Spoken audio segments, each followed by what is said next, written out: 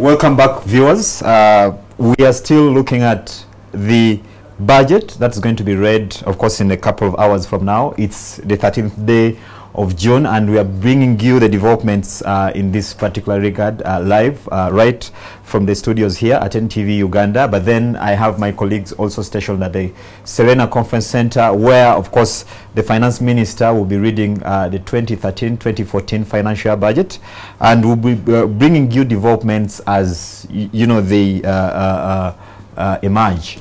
Now, with me in the studio for this afternoon session, as we analyze, of course, the concluding financial year budget, because of course it's very important to look at where you're coming from before you actually start looking at what's lying ahead of you. I have very special guests. I have Arthur Arok, the Country Director, ActionAid Uganda. You're welcome, Arthur. Thank you very much, Charles. And I have Gumisiriza Caleb from the Uganda National Farmers Federation. Welcome, Caleb. Thank you very much. And lastly, but not least, Chris Baine from the Coronet Group. Welcome, Chris. Thank you, Charles. Good afternoon, viewers. Very good. Now, before we go into the topic for this session, we'll first look at that video clip, which is going to give us an idea of some of the major commitments that government made in the concluding financial year. And of these commitments, we're going to single out agriculture. Of course, agriculture being the largest employer of Ugandans. Of course, it employs people in the excess, I think, of 60% of the total population.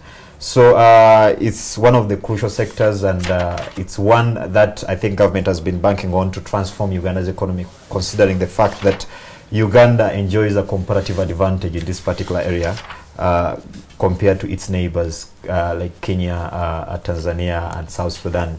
So we'll have this very short clip before we start the discussion into that quite crucial sector.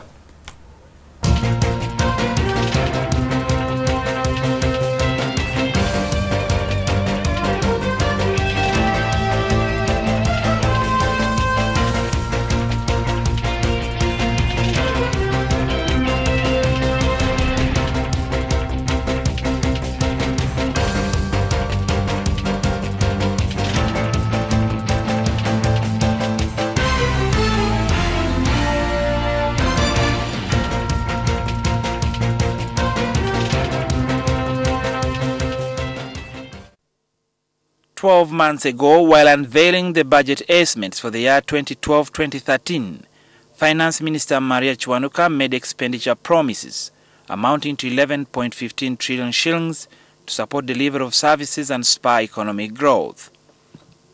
Inspired by the budget's theme, priorities for renewed economic growth and development, key sectors of the economy were highlighted and substantial amounts were allocated.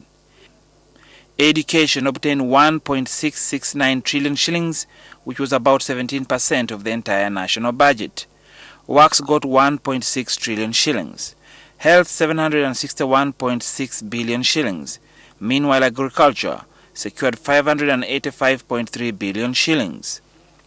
However, a year down the road, assessments drawn from a section of members of parliament, the civil society and the public remains diverse in as far as planned output for this financial year is concerned. This third quarter, to tell you, the entire local government did not get the development component of the budget, including UNRA for the roads. So there is what we call budget separation, huge budget separation in terms of the development component. Relatedly, the health sector obtained 761.1 billion shillings in the current financial year, down from 814 billion shillings in the 2011-2012 fiscal year. But stakeholders maintain that the financing deficit aside, the health sector barely achieved the set targets around scaling down transmission of diseases as well as retention of health staff. Because it's 32 leaving Mulago. 32 have left Mulago. But then they leave them. And these are people who have been trained. Government funding, government has trained them. The taxpayer has trained these specialists. And they've left, and yet they would be managing the referral institutions, the referral hospitals we are talking about, which are now severely understaffed. The agricultural sector that has barely obtained the desired allocation over the years, but managed only 585.3 billion shillings, in the exiting budget had a host of promises around it. These included the supply of improved seeds to farmers so as to realize quality output of produce, creating storage facilities to tame post-harvest losses, as well as setting up irrigation facilities, among others countrywide. Government had promised access to improved seeds. Up to now, a good percentage still do not access these good improved seeds. This is what we're saying. Why can't we make it more available? And how do you do it? Accessibility to those seeds, how does it get down to the rural farmers? The sector's own contribution to the country's GDP is estimated at under 6%, and yet still considered to be a key domain of the economy, employing the highest volume of citizens. Concern about access to affordable financial services, facilities to support mechanized agriculture, and effective implementation of planning appears to remain high. My personal experience is that you cannot open up quite adequate land to increase on production due to the lack of tractors currently. What I use at my farm is mainly oxen, which will open up about 3 or 4 acres. Yet another key sector in the financial year is that of roadworks and infrastructure, for which 1.6 trillion shillings was allocated, up from 1.2 trillion shillings in the previous year. However, the National Roads Authority says that with over 20,000 kilometers of road network meant for maintenance across the country, a significant volume will remain unattended to until in the next financial year. Works have been going on, and works had also been planned for the period between April to June, but we are not moving as fast as we should because we don't have the financial allocation for this quarter, and that is taking us aback. That means we may begin next financial year. Education received a lion's share of the budget, getting 1.6 trillion shillings, up from 1.4 trillion shillings, meant for institutional development and enhancing salaries of teachers. As the financial year ends, however, many of these issues are yet to be solved. Come to human resource, education. They had estimated to pay the teachers handsomely. But what happened? Up to today we have challenges. The civil society, on the other hand, argued that the estimates of 11 trillion shillings within which the government planned to expand on services to Ugandans this year was far from actual delivery. This is all because of the budget indiscipline that is taking place in the country. That when departments sit down to plan for what they want, at the end of the day, they don't get all the money that is needed because of the budget indiscipline. And the budget indiscipline, in this case, I mean the supplementary budgeting. That money is cut and departments' budgets are cut, and then they are not able to know that teachers' salaries, health workers, actually the new health workers whom they just recently were recruited, they have not got their last month's salary simply because we depend on the cash budget, and therefore there was no money for that. With such assessment by observers regarding the 2012-2013 national budget, curiosity among Ugandans remain on what Finance Minister Maria Kiwanuka will be unveiling for the coming financial year. Reina Ojen, NTV.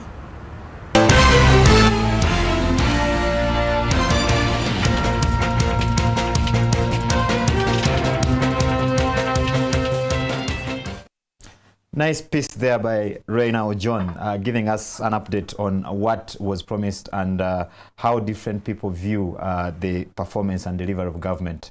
Now, at this particular moment, dear viewers, we'll go to Serena and connect to my colleague Samuel Setumba to give us an update on what's happening at that venue, the venue where the budget is going to be read in a couple of hours. Over to you, Samuel Setumba.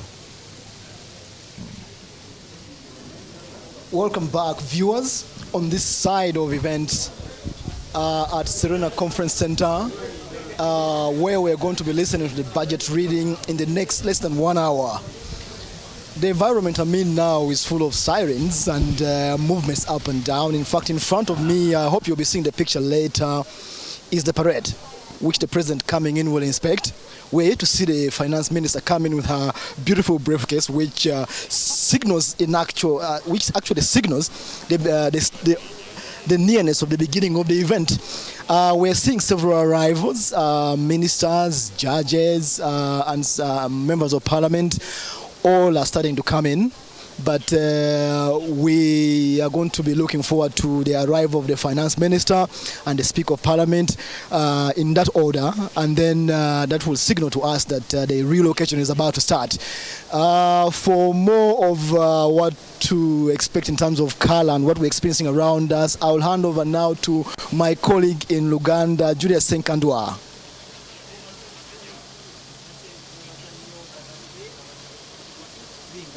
Muli mukulaba kiki tubatuusako okuva wano ku Serena Conference Center nate embalira y'omwaka guno mwaka 2013 2014 wegenda okubanga esoma wano ku Serena Conference Center nga NTV tugenda kubanga tukuwa buli kintu kyonna kyosanye okufuna naye nga kyenjala okukakasa nti ba minister abaka ba parliament batandise okutuuka era nga abo benakalabako kuliko minister w'amasanyalaze Irene Moroni yatuuse dda teekako ssaabawolereza wa government Peter Nyombi naye atuuse police nayo yatandise dda okulaba nti ekola drills obanga yegezaamu nate omukulembeze w'eggwanga agenda okutuuka nga buli kintu kyonna mpozi bali sawa naye nga kyenjala okukakasa nti wano nga NTV tugenda kuba tukuwa buli kintu kyonna. Minisita w'ebyensimbi ng'ono yagenda okubanga yasoma embalire eno omukyala Maria Kiwanuka naye essaawa yonna agenda kubanga atuuka. Ababaka b'amawanga ag'ebweru ag'enjawulo nabo batandise okutuuka wano nga NTV tugenda kubanga tukuwa buli kimu kyonna kyosanye okufuna naye nga ekifaananyi kyenjala okukuwaako nti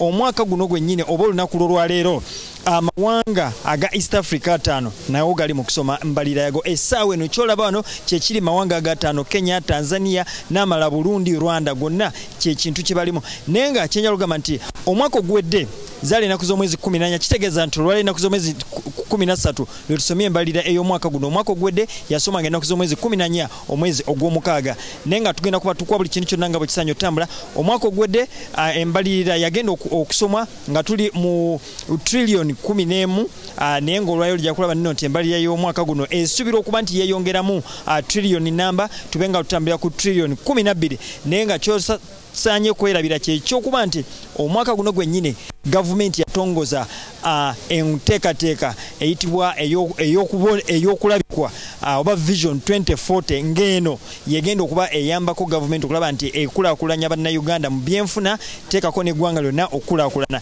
n'ebintu ebirala bingi nnyo. Olaba waliwo national development plan eyo nayo ng'eri okuteekateekera ggwanga okulaba nti ebyenfuna ko ebyabannayuganda ko n'ebyeggwanga byonna bitwalibwa wamu nga bitambula wamu. Ebyo byonna tugenda kuba tubikuwa ku lunaku lwaleero wano nga NTV era byonna tosaanye kuva ku NTV obenga obifuna bulungi nnyo nga tuli wano ne bannange byonna ebintu tugenda kuba nga tubikuwa bulungi nnyo era nga tosaanye kuva ku mutuku kankudize munnange Charles Boji ali mu studio.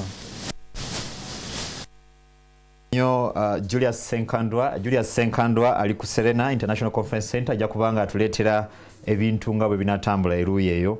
Now, and Samuel Setumba, thank you very much for that good update on what's happening at the Serena Conference Center, an area that's going to be transformed into Parliament in just a couple of hours, or if it's not yet there already, where the finance minister is going to be presenting to us the financial proposals of the 2013-2014 financial year budget. Now, like I mentioned, dear viewers, before we went to our colleagues at the conference center, I have 3 guests in the studio. And with me, we are going to be talking about the aspect of agriculture and the way it has fared in the concluding financial year. Of course, looking at the allocation that was given to it, which was 585.3 billion shillings. And we want to see what this money delivered. And of course, if there are any gaps, how can we prop those gaps going forward, especially at this time when we expect a new budget speech from the finance minister in just a couple of hours.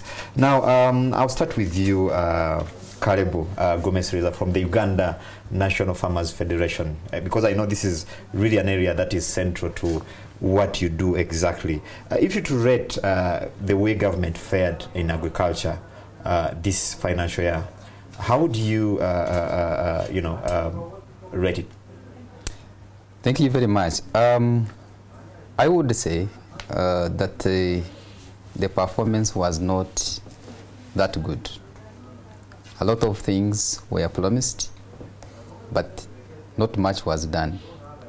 When you look at the areas that, for instance, were highlighted in the last financial year budget, or the year that is coming to an end in the next few weeks, issues to do, for instance, with storage facilities, issues to do with irrigation.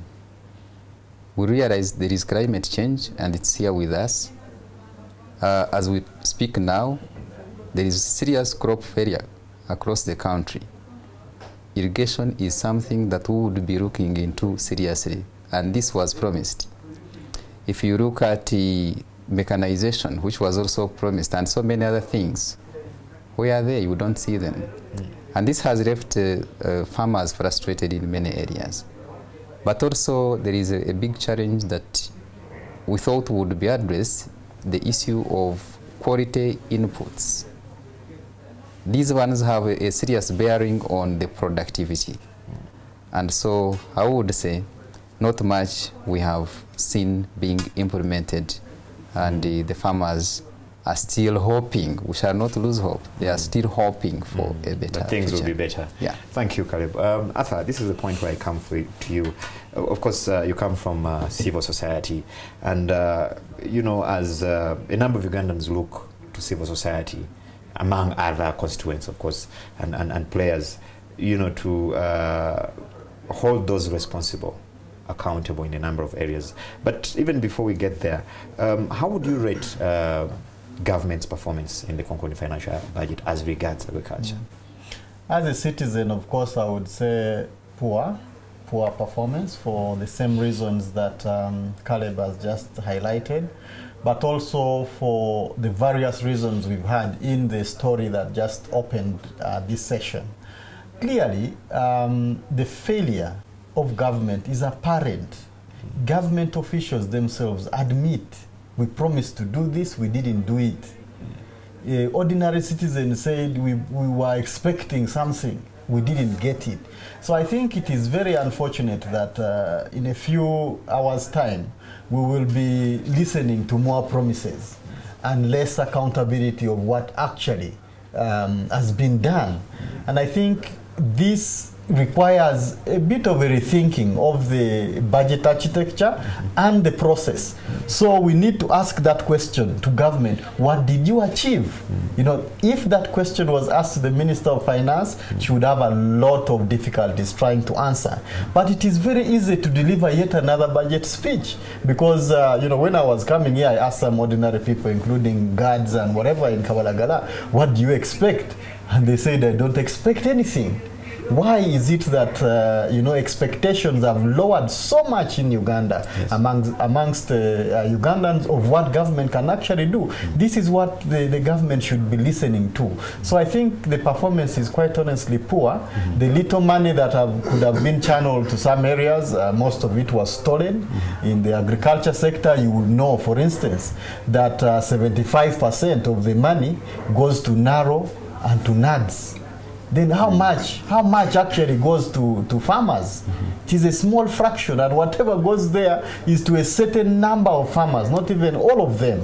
So I think it's, if I was not a Christian, I would really not talk about agriculture, because right from primary, we have been saying it's the backbone, we need to do whatever it is we need to do about it. But 3.2%, it's even reduced the allocation to that sector. Way below, it's now 10 years since Maputo Declaration and commitment by African governments to put the agricultural sector budget to 10% of the national budget. We are talking 3.2%, and it's unlikely it will even increase. So I'm not so sure how useful this continuous demand actually is. I think what we need to deal with, what exactly are the constraints that yes, government has, and that is what I am keen to reflect on, and for many Ugandans to at least focus there. Now, exactly, and I want us to look at now the specifics. What exactly should be looked at in really bolstering performance and growth in this particular area. Now, Chris, you from the private sector, and I know you have expertise in commodity financing and certain areas to do with commodity marketing and that kind of thing. Now, I want us to look at the marketing component, because we've already seen that maybe we have a few challenges on the production side. But how is the marketing and the financing side like, in your view? Briefly. Thank you, Charles. I think the marketing is fairly robust. There are various issues that need to be addressed. The role of government in the process of stimulating the marketing and trading. Well, at this point, sorry, Chris, I have to cut you short. We can see the pictures that are coming in from Serena. A couple of delegates are coming in and arriving. And, of course, that is the point where the budget for the 2013-2014 financial year is going to be read in just a couple of moments or hours from now. So we will be expecting, of course, a lot of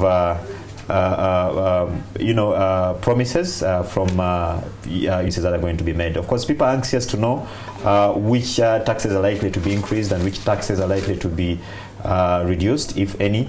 But most importantly, of course, this has been a very hard year for government, of course, coming on the back of donor aid cuts, and then, of course, on the issue with the issue of URA having a couple of challenges meeting its monthly and cumulatively annual budget target commitments. So, well, at this particular moment, we'll go live on the venue at Serena to my colleague Samuel Setumba and Julius Senkandwa. Over to you, Samuel. What is happening? What is the latest at the moment? Welcome back to the location again, and now we are going to have a brief chat with the Shadow Minister for Finance, Honorable Ekanya. And we are going to ask a question. Honorable, the current budget or the incoming budget for next financial year is supposed to help the economy recover. That's the aim of the expenditure, as the minister has put it in the budget framework. Do you think this budget can do what it's supposed to do, that is spur the economy to growth? First of all, last year's budget was not balanced because of corruption and theft. This year's budget is also not balanced. A budget is supposed to balance so that it focuses on the strategic sector of the economy. This year, as we speak, money has been removed from education, from agriculture, from health, and then put in defense. So there is no way this budget is going to spur growth. We have a shortage of over 3.8 trillion shillings. High taxes when the growth of the economy is slow. We are unable, we are not going to be able to raise the 8.2 trillion it is projected. Why, in your view, do you think we may not be able to raise the money to run the budget? Because there is low in terms of consumption in the economy. Most of the assets the banks are holding are now non-performing, and the banks cannot even dispose of some of those assets. The construction sector has performed poorly because even the sector is not well funded because of corruption. The donors are not supporting us. That one, we need to remunerate civil servants, the police, the teachers, the health workers. That is not provided. Yeah. Government promises that it's going to put money in human resource, and we are hoping that like that, and we're hoping that government is going to do something about pay for the teachers and pay for the doctors. Do you have such hope? No, this has been the talk for the last 6-7 years. Pay for scientists. Some teachers, even on the payroll, have been missing their salary for the last 4 months on pretext that computer. People are barely living. For the last quarter of this financial year, the development component of the budget was not released.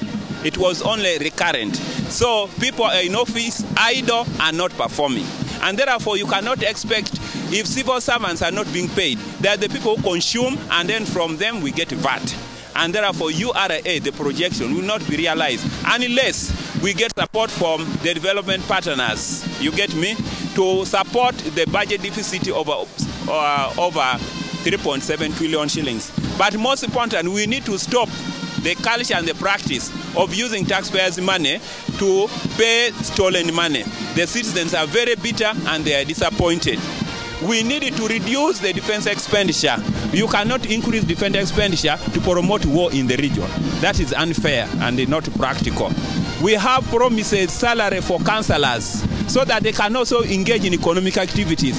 The 6 cows per each household, all those promises, so that we can stimulate growth. That one has not been there in the last year's budget, it's not in this year's budget. If you are to advise on steps to take to make sure this budget, whatever it is, will do some impact, will have an impact, what would you say? I think we need to be honest. We need to tighten. We need to tighten, downsize the executive, starting from the presidency, because the president now is only there with his wife. All his children are now left. So we need to downsize the budget for presidency and state house. We need to downsize parliament. I have said this. We need to downsize civil service. All these luxury vehicles, we need to abolish it. And we need to reduce the budget for defense. Increase the salary for police so that they control internal security, increase salary for health workers, and then fight corruption by increase salary of DPP, increase salary for magistrates, so that resources that are released can really be can achieve the targets. But now the little resources that is released ends up in disappearing because of corruption, and the institutions that are meant to fight corruption are not well remunerated. So what's your last take as citizens are waiting for this budget? My message is that the citizens must demand that certain taxes in this budget are unfair, like tax on water. Water is life and is a component of health. Certain taxes on mobile operation will delay communication, and information communication is a part of the United Nations resolution is a component now of human right. The issue of remunerating teachers and increasing the money for UPE grant is very fundamental. If that is not done, we are going to have a lost generation. One more question, Honorable. We want to also look in perspective. This budget is done. Whatever it will come and pass.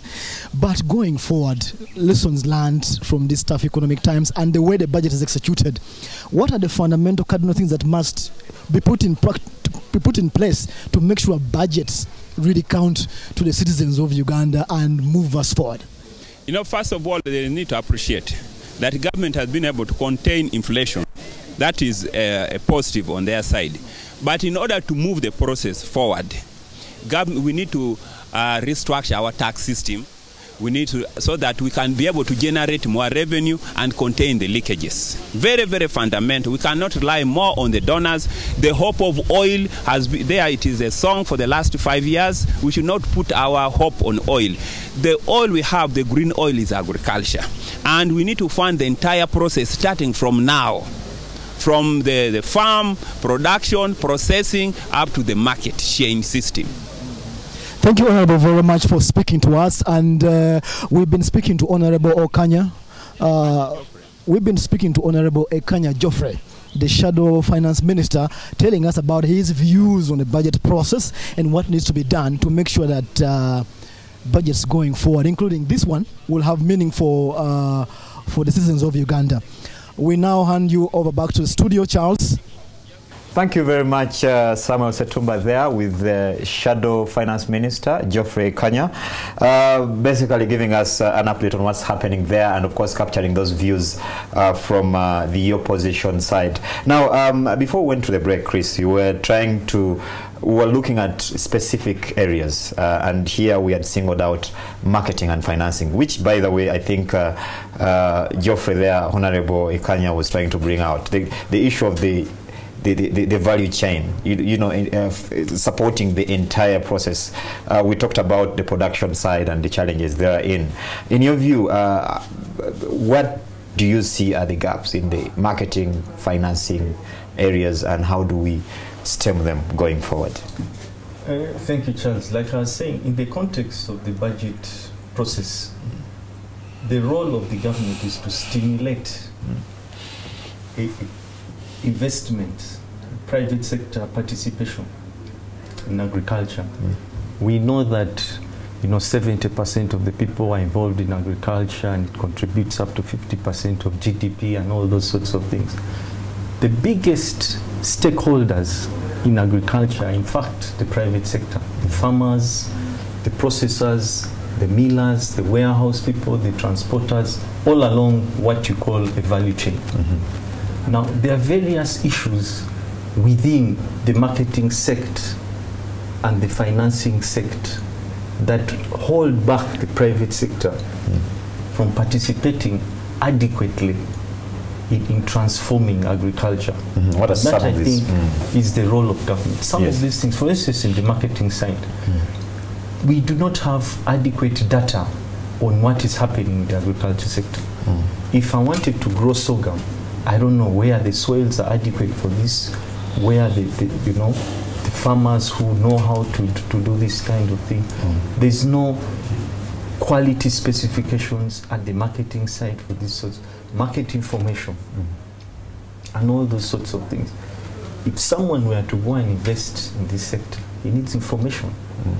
You need storage facilities. If I'm a farmer, whether we are a group of farmers, individual farmers, commercial farmers, what happens after the crop has been harvested?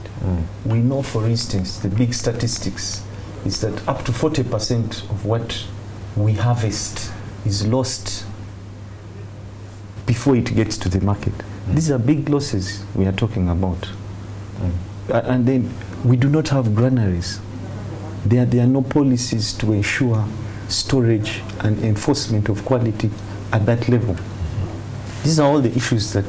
then there's the access to markets and all these sorts of things. Policy, marketing policies. If I have grain and I want to export it, what are the procedures, codes, documentation?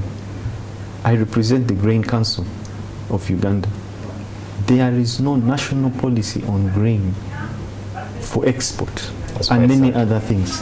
In the finance side, the cost of credit is high. If I wanted to go and set up a long-term project, an irrigation scheme, or there's no money for that.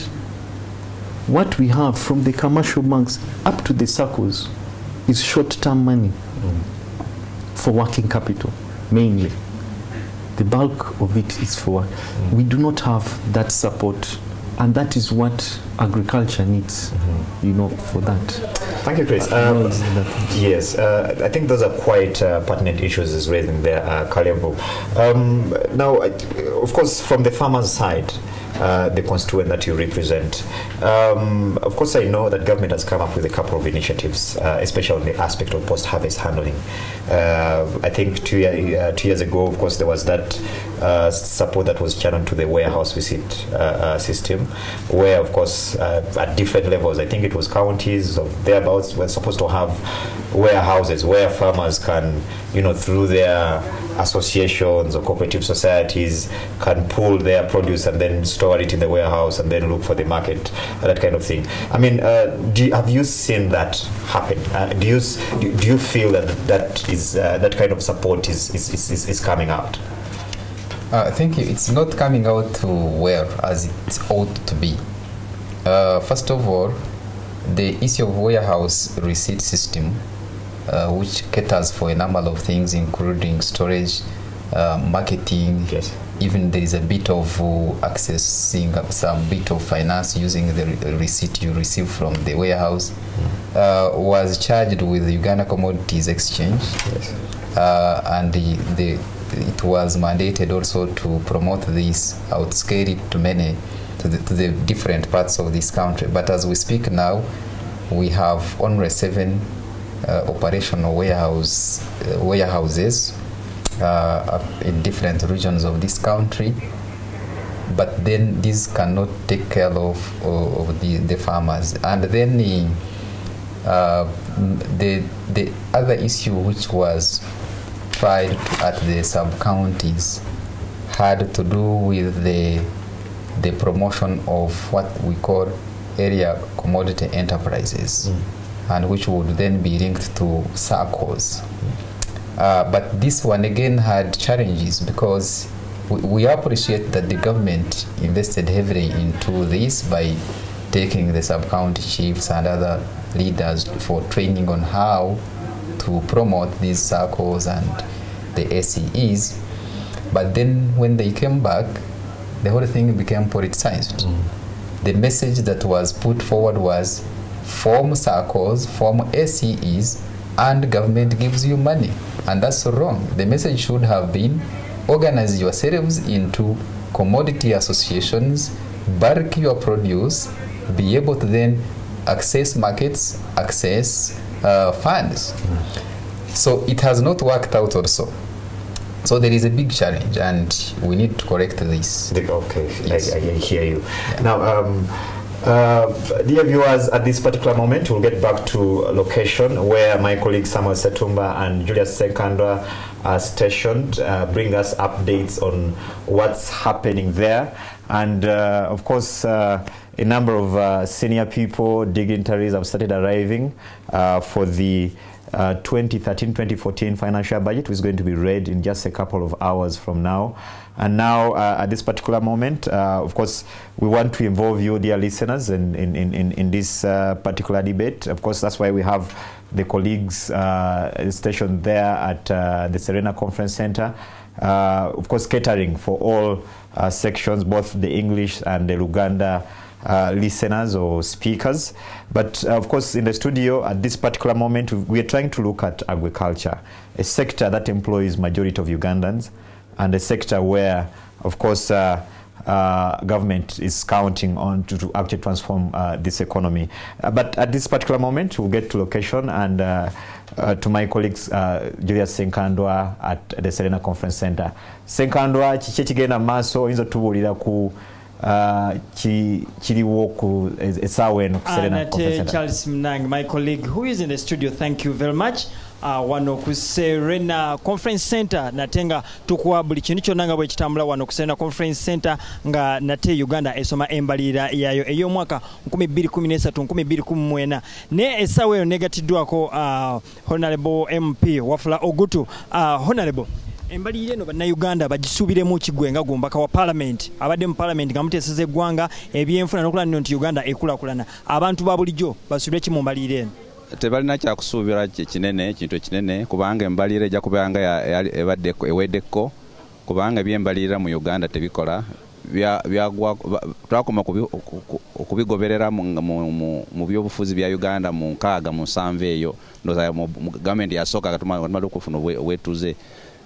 Bajeti zino zibasoma zonna ziri awo bwe zityo kubanga gavumenti tezigoberera n'omukulembeze yennyini tagigoberera kubanga ekyokulabirako asobola kusaba mu budget obuwumbi nga 6 naye ng'omwaka gugwako ng'akozesa buwumbi 200. Nolwekyo ng'abadde ekyokulabirako ekikulu tabigoberera ate embaliriro bagikola nga tekwatagana ne pulaani zakola. Yakola vision 2025 nateekamu sente nyingi nnyo teyagigoberera, kati yavuddeyo n'ekirooto ekirala nti vision 20 ate tebikwatagana n'embalira yagenda kusoma lwaleero. Nolwekyo Abannayuganda tebalina byakusuubira nnyo mu mbalira. Buli muntu alabe ajje mu byayogera ku byasuubiza mu embalira enegwako lwaleero olabe nti tebifaana teri kibakola ekinene nnyo. Nolwekyo teri kyakusuubira nnyo ekinene. Honorable, ekintu kyogamba nno nti waliwo ebigambibwa nti amazzi gateekeddwako omusolo gwenga representing oba akiikira abantu ab'omu byalo, ensonga eno gyogerako kibotunira amazzi ekyo tekiwakanya ate tugenda kukiwakanya kyali mu mbalira ebaddeko omwaka guno ate twagiwakanya ate tugenda kugiwakanya naddala ffe eba opposition tekiwagerako wadde tugenda kugiwakanya nnyo kutandika lwaleero.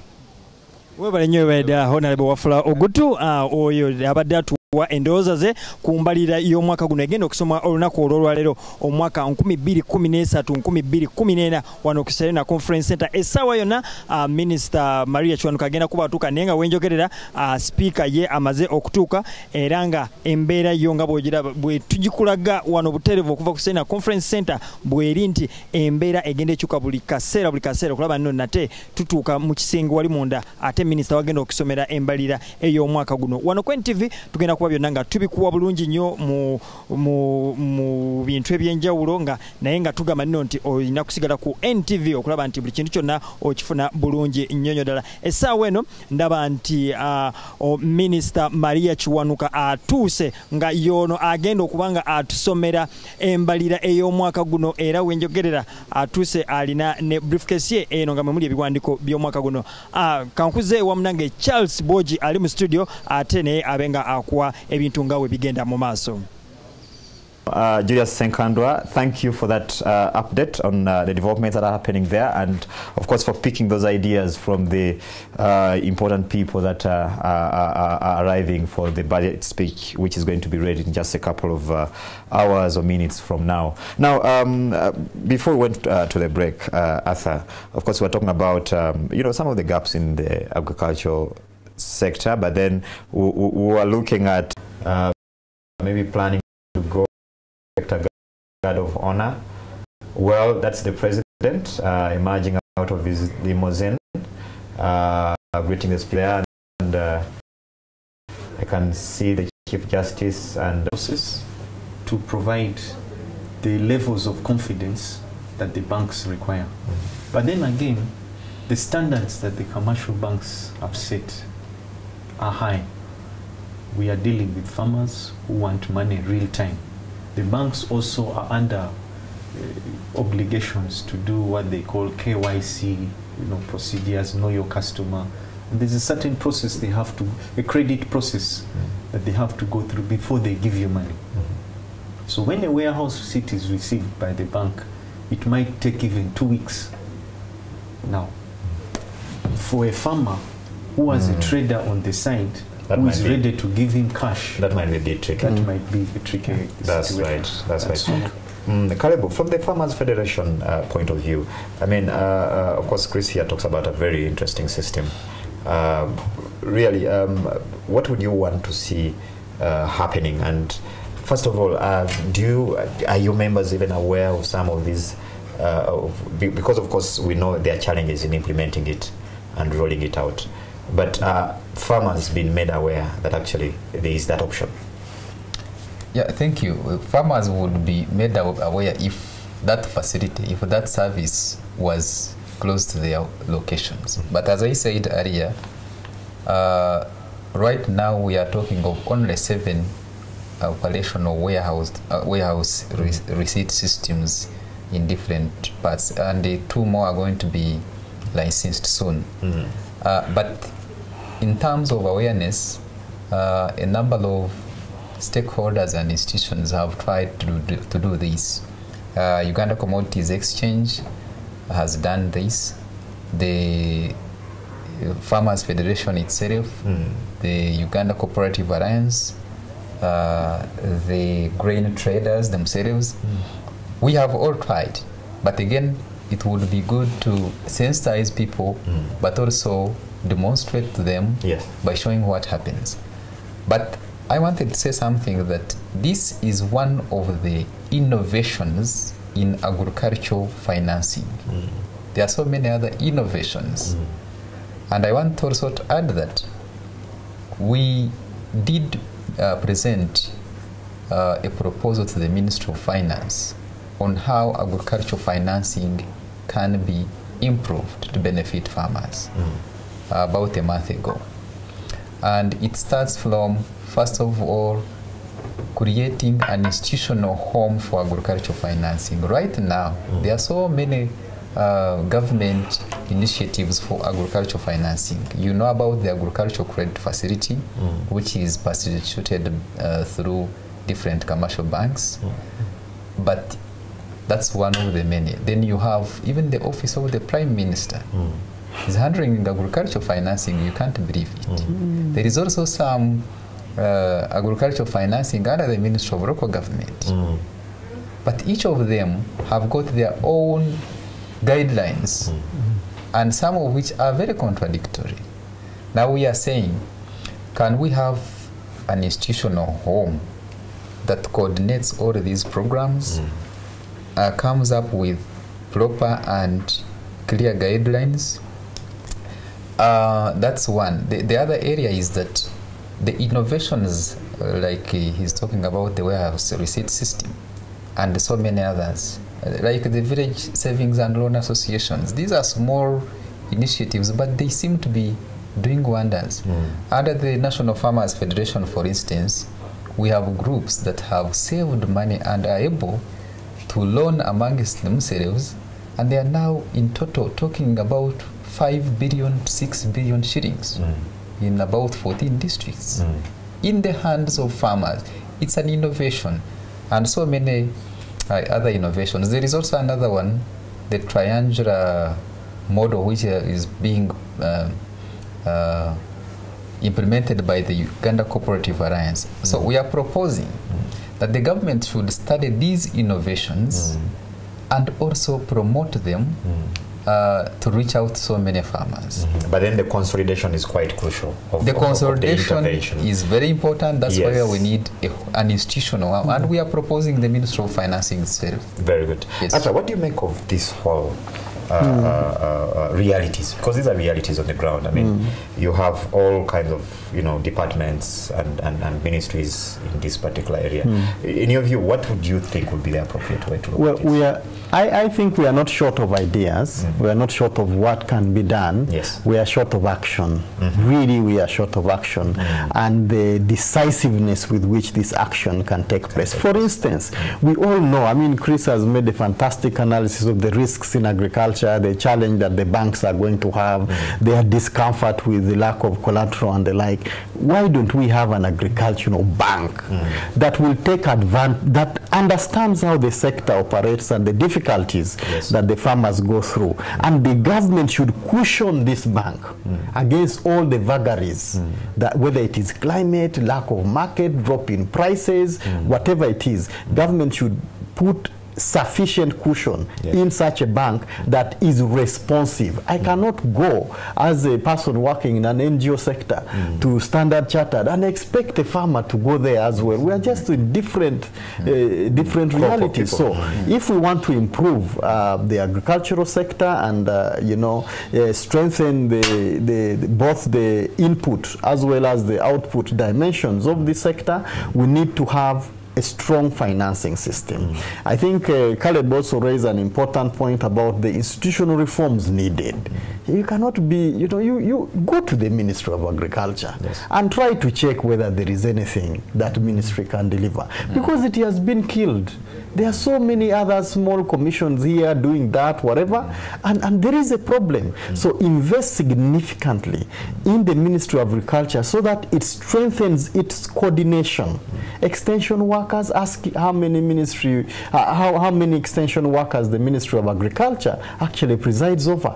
Others are being run by these small project NADs, others, So, and at the end of the day, it is the poor farmer that is unable to get the way around. So, agricultural bank, proper cushioning by government is essential. And for me, the bottom line for us to be able to do all this, cut wasteful expenditure and put money in those areas that is good. If I don't have a problem with government borrowing money, whether domestically or foreign, but put it in the area where it's going to generate $3 out of $1. Don't borrow money to consume in RDCs and presidential advisors and things like that. Our ministers, it would be nice if our ministers and MPs could ride bicycles, because that could inspire all of us. We would start riding, and all that money keep us fit, and then all that money would then be saved, put in the productive sectors to support all the fantastic ideas that Caleb and Chris have put across. Yes. Now, on that note, Chris,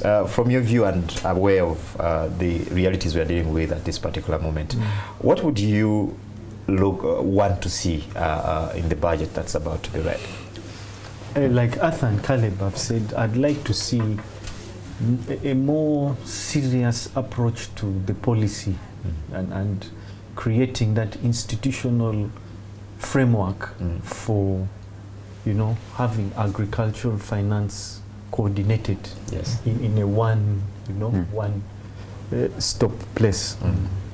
We need a place where, if it's a bank, if it is something like Uganda Investment, something for agricultural finance, or people want to invest in agriculture, we need to have that point where risks in agriculture can be profiled.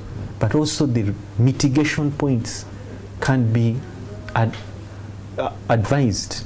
So if I want to invest in sorghum, I should go to one place and they tell me what are the issues in sorghum, across that value chain until the point where we can even finance it, short term and long term.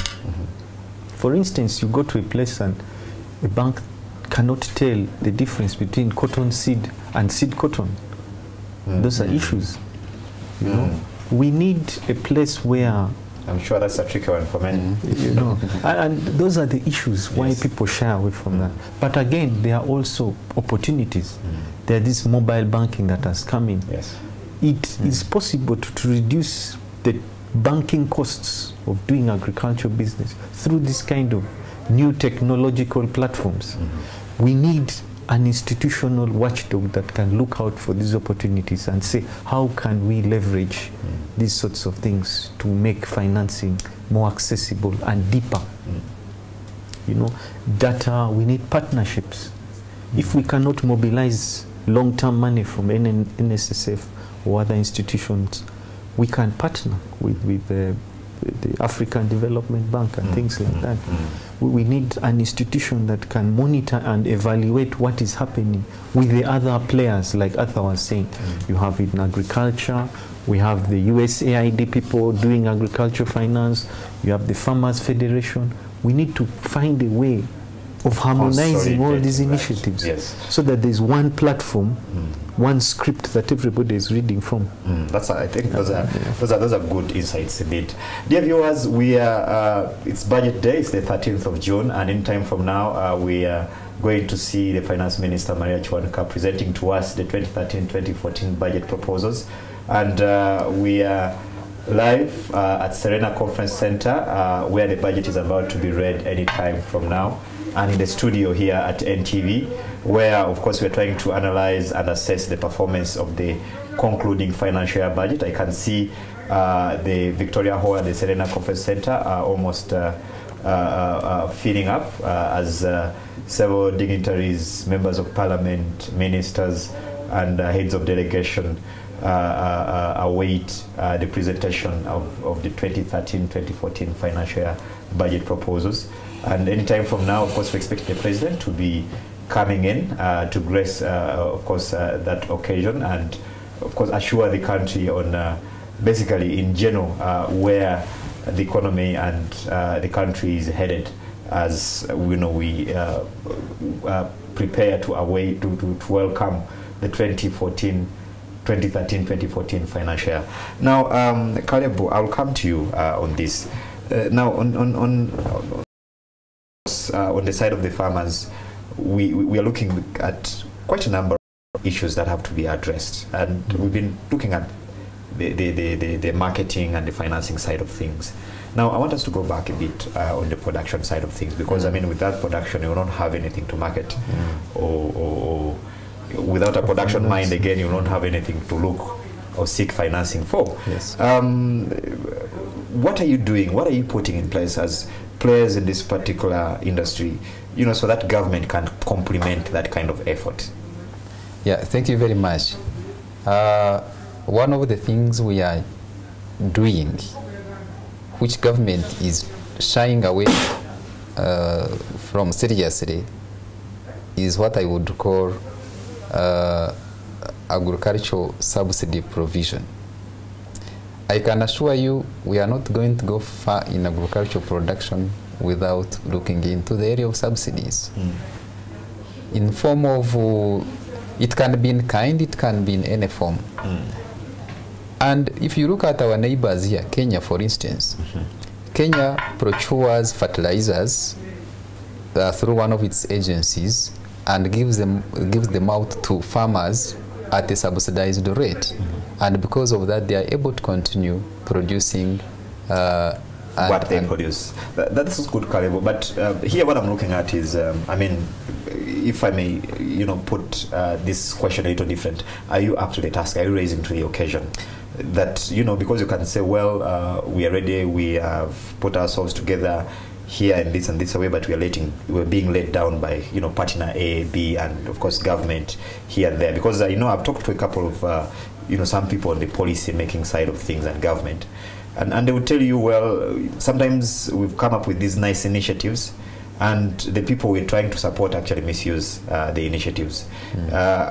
Specifically, I talk about the Intandikwa scheme money.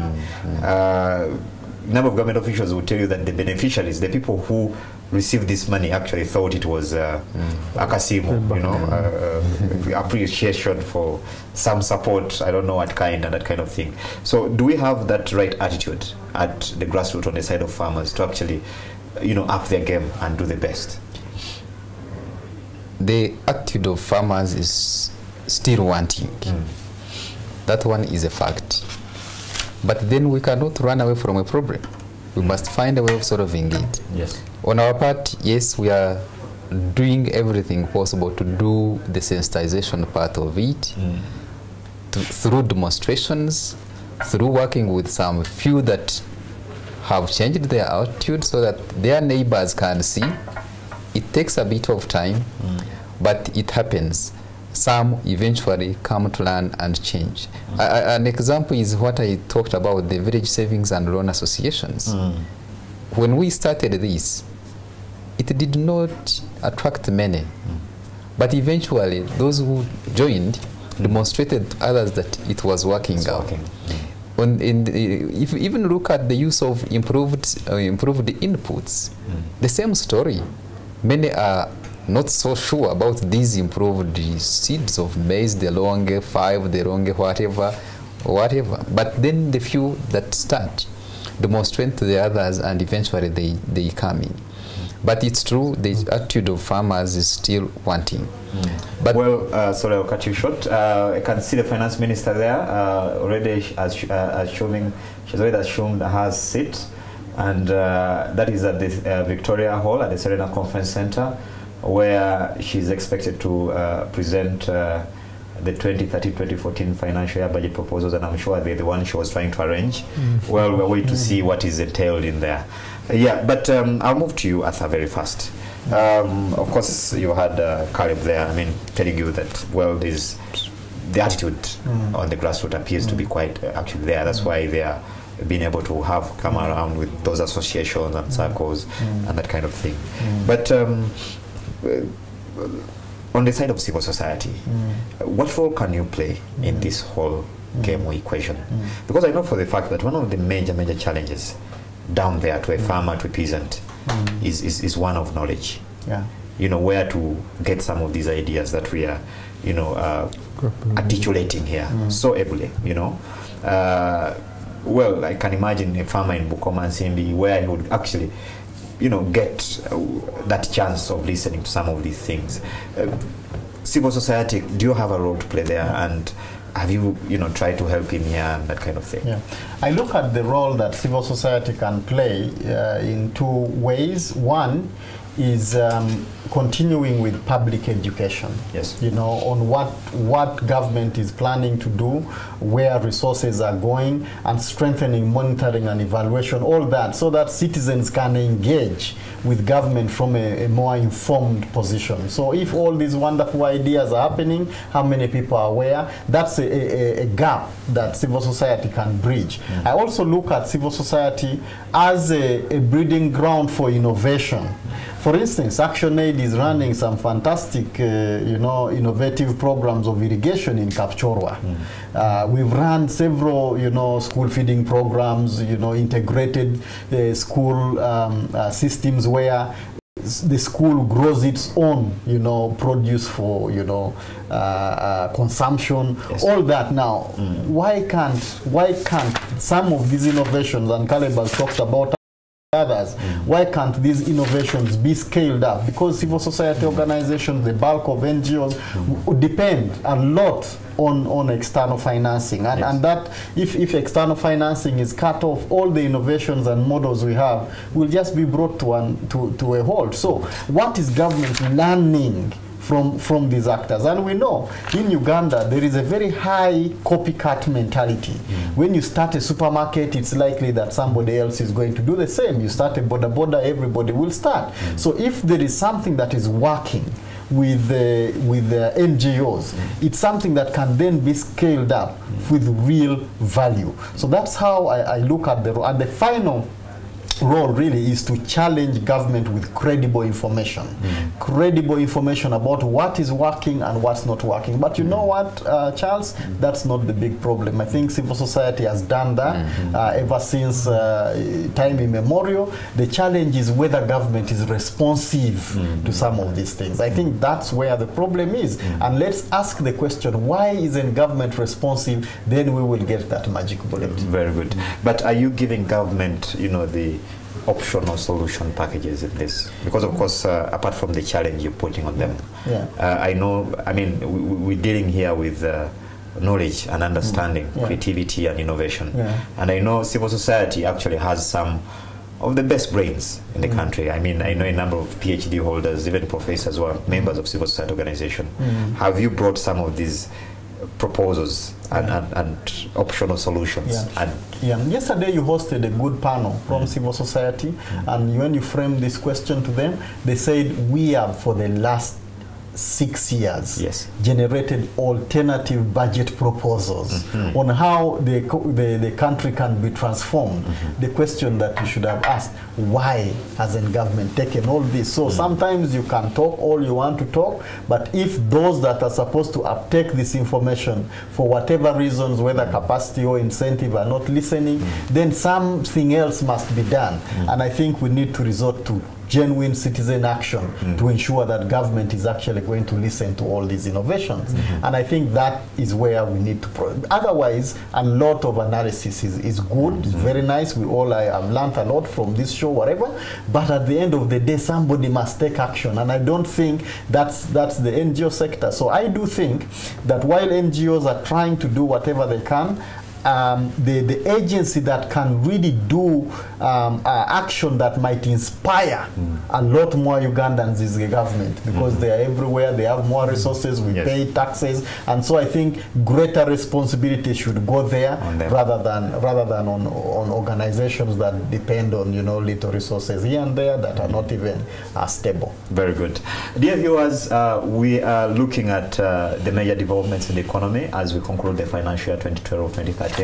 And await any time from now the reading of the 2013-2014 financial budget. And the picture you see running on your screen is the Victoria Conference Hall at the Serena, where of course we expect the finance minister to read the budget proposals for the new or the upcoming financial year. Now, let me come to you, Chris. Yes. Of course, these days we are thinking regional, we're thinking East Africa, we're thinking continental, we're thinking global. And of course, the East African kind of arrangement is a reality at the moment. Of course, we are under the East African Common Market. We are aspiring to become a political federation and that kind of thing. And clearly, we are now competing with so many. But maybe before we get there, dear viewers, the president is coming into the Serena Victoria Hall, of course, where the budget is going to be read any time from now. And at the NTV, since 11 o'clock, we've been bringing you live updates on what's happening down there, but then also delving into the major issues in the financial year that is ending. And at this particular moment, of course, the president, I can see him accompanied by the speaker, moving to the podium where the budget is going to be read by the finance minister, Maria Chiwanuka. I was joined with my colleagues at the Serena Conference Center, Samuel Satumba and Julius Senkando have been giving us live updates, of course, on what's happening there. Now, at this particular moment, we will move to the Serena Conference Center and hear what is in the budget proposals, the point which we've been building up to since the morning. Thank you very much for being with us. And gentlemen, thank you very much for creating time and being part of this show. Thank you. Thank you. Thank you, viewers.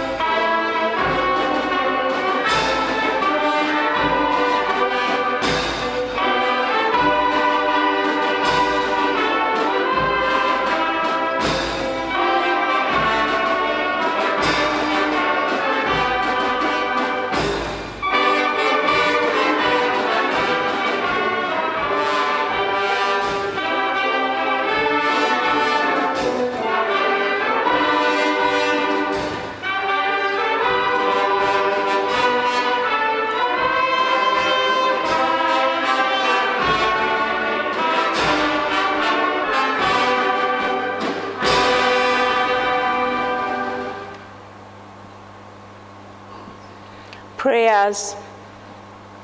Almighty God, who in your infinite wisdom and providential goodness have appointed the offices of leaders and parliaments for the welfare of society and the just government of humanity, we beseech you to look upon with your abundant favor these your servants, whom you have been pleased to call to the performance of such important tasks in this land. Let your blessing descend upon them here assembled, and grant that they may, as in your presence, treat and consider all matters that shall come under their deliberation in so just and faithful a manner as to promote your honor and glory, and to advance the good of those whose interests you have committed to their charge. Amen.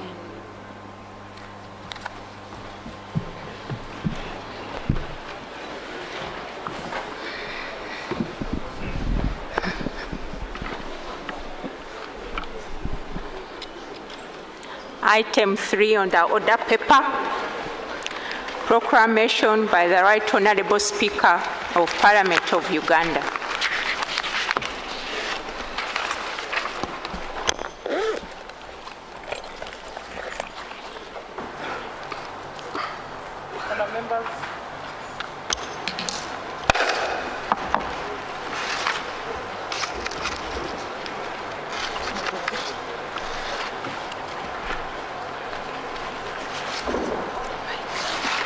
Honourable members, proclamation.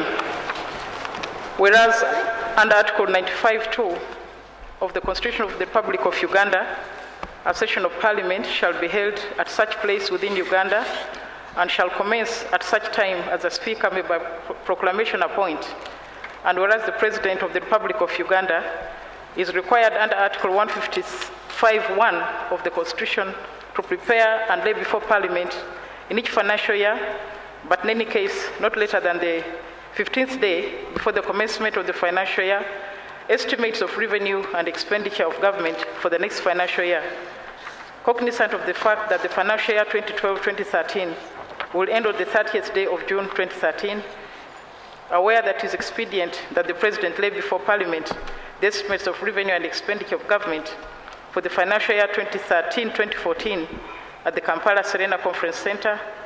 Now, therefore, in exercise of the powers conferred upon the Speaker by Clause 2 of Article 95 of the Constitution, I hereby proclaim that Parliament shall sit at the Kampala Serena Conference Center on the 13th day of June 2013 at 1400 hours to receive the estimates of revenue and expenditure of government for the financial year 2013-2014. And further, in exercise of the powers conferred upon the Speaker by the Constitution, the Parliament Powers and Privileges Act, Cap 258, and the Rules of Procedure of the Parliament of Uganda, it is hereby proclaimed and declared that the said Kampala Serena Conference Center, including its forecourt, the yard, and the gardens, be the places of Parliament for the aforementioned purposes, given under my hand at Parliament House, Kampala, this 4th day of June 2013. Rebecca Kadaga, Speaker of Parliament. Item 4,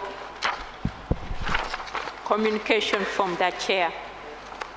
Your Excellency, the President of Uganda, Mr. Yoweri Museveni, and Mrs. Museveni, Member of Parliament, Your Excellency, the Vice President, Mr. Kiwanuka Sekandi, my Lord the Chief Justice, Right Honorable Alhaji Chigongo, Right Honorable Prime Minister, Leader of Government Business, and the Deputy Prime Ministers, Your Highnesses, the traditional leaders, the Leader of the Opposition in Parliament, Honorable Ministers and Ministers of State, the Judges of the Courts of Judicature, Honorable Members of Parliament, the Dean and members of the Diplomatic Corps, Chief of Defense Forces, the Inspector General of Police, Commissioner General of Prisons, the Governor of the Bank of Uganda, the leaders of political parties, religious leaders, the business community, distinguished invited guests, ladies and gentlemen. Your Excellency, last Thursday, we sat here for the opening of the 3rd session of the 9th Parliament and delivered to Parliament of an address on the state of the nation. Today is yet another important occasion in the parliamentary calendar in fulfillment of the Constitution. I welcome Your Excellency and all the other dignitaries to this occasion. Today we expect the President to cause to be presented to Parliament the estimates of revenue and expenditure for the financial year 2013-2014 as provided for by the Constitution. You may recall that during the State of the Nation address, His Excellency the President outlined the achievements so far registered in the preceding years, the plans and programs government intends to undertake during this financial year, as well as the legislative business Parliament is expected to receive from the Executive. The President's intentions pronounced last week are translated into action by the provisions of the budget, which will be outlined shortly. Later, Parliament's task will be to evaluate whether the pronouncements made in the State of the Nation address match with the financial provision in the budget and advise accordingly. Your Excellency, we note with deep concern that a distinguished son of Africa, former President of the Republic of South Africa, Mr. Nelson Mandela, is indisposed in hospital. We are aware that he's getting the best medical attention and treatment, but on behalf of the Parliament of Uganda and on my own behalf, I wish to take this opportunity to convey a message of support to President Jacob Zuma, the government and the people of the Republic of South Africa, and President Mandela's family, and just let them know that we feel with them. We pray that Almighty God give him courage to carry on and wish him a speedy recovery. Your Excellency, I believe honorable members and the nation are anxiously waiting to hear from you through the Minister of Finance, Planning and Economic Development, here present. But before I invite the Minister, honorable members, I wanted to remind you that when you were sworn in, you took an oath to preserve, protect, and defend the Constitution. One of the provisions you are obliged to protect and preserve is the one that says that the President of Uganda is a fountain of honor, and we expect you to treat him with honor. I'm aware that there are members who may have come with newspapers which they want to raise up during the proceedings. And I would like just to say that please don't raise up anything, because if you do, I will name you. And when I name you, you know what happens. So I now invite the Minister of Finance to present her motion. Item 5 on the order paper, motion that Parliament do resolve itself into a committee of supply for consideration and approval of 1. The revised revenue and expenditure estimates for the fiscal year 2012-2013, and 2. The budgetary proposals for the estimates of revenue and expenditure for fiscal year 2013-2014.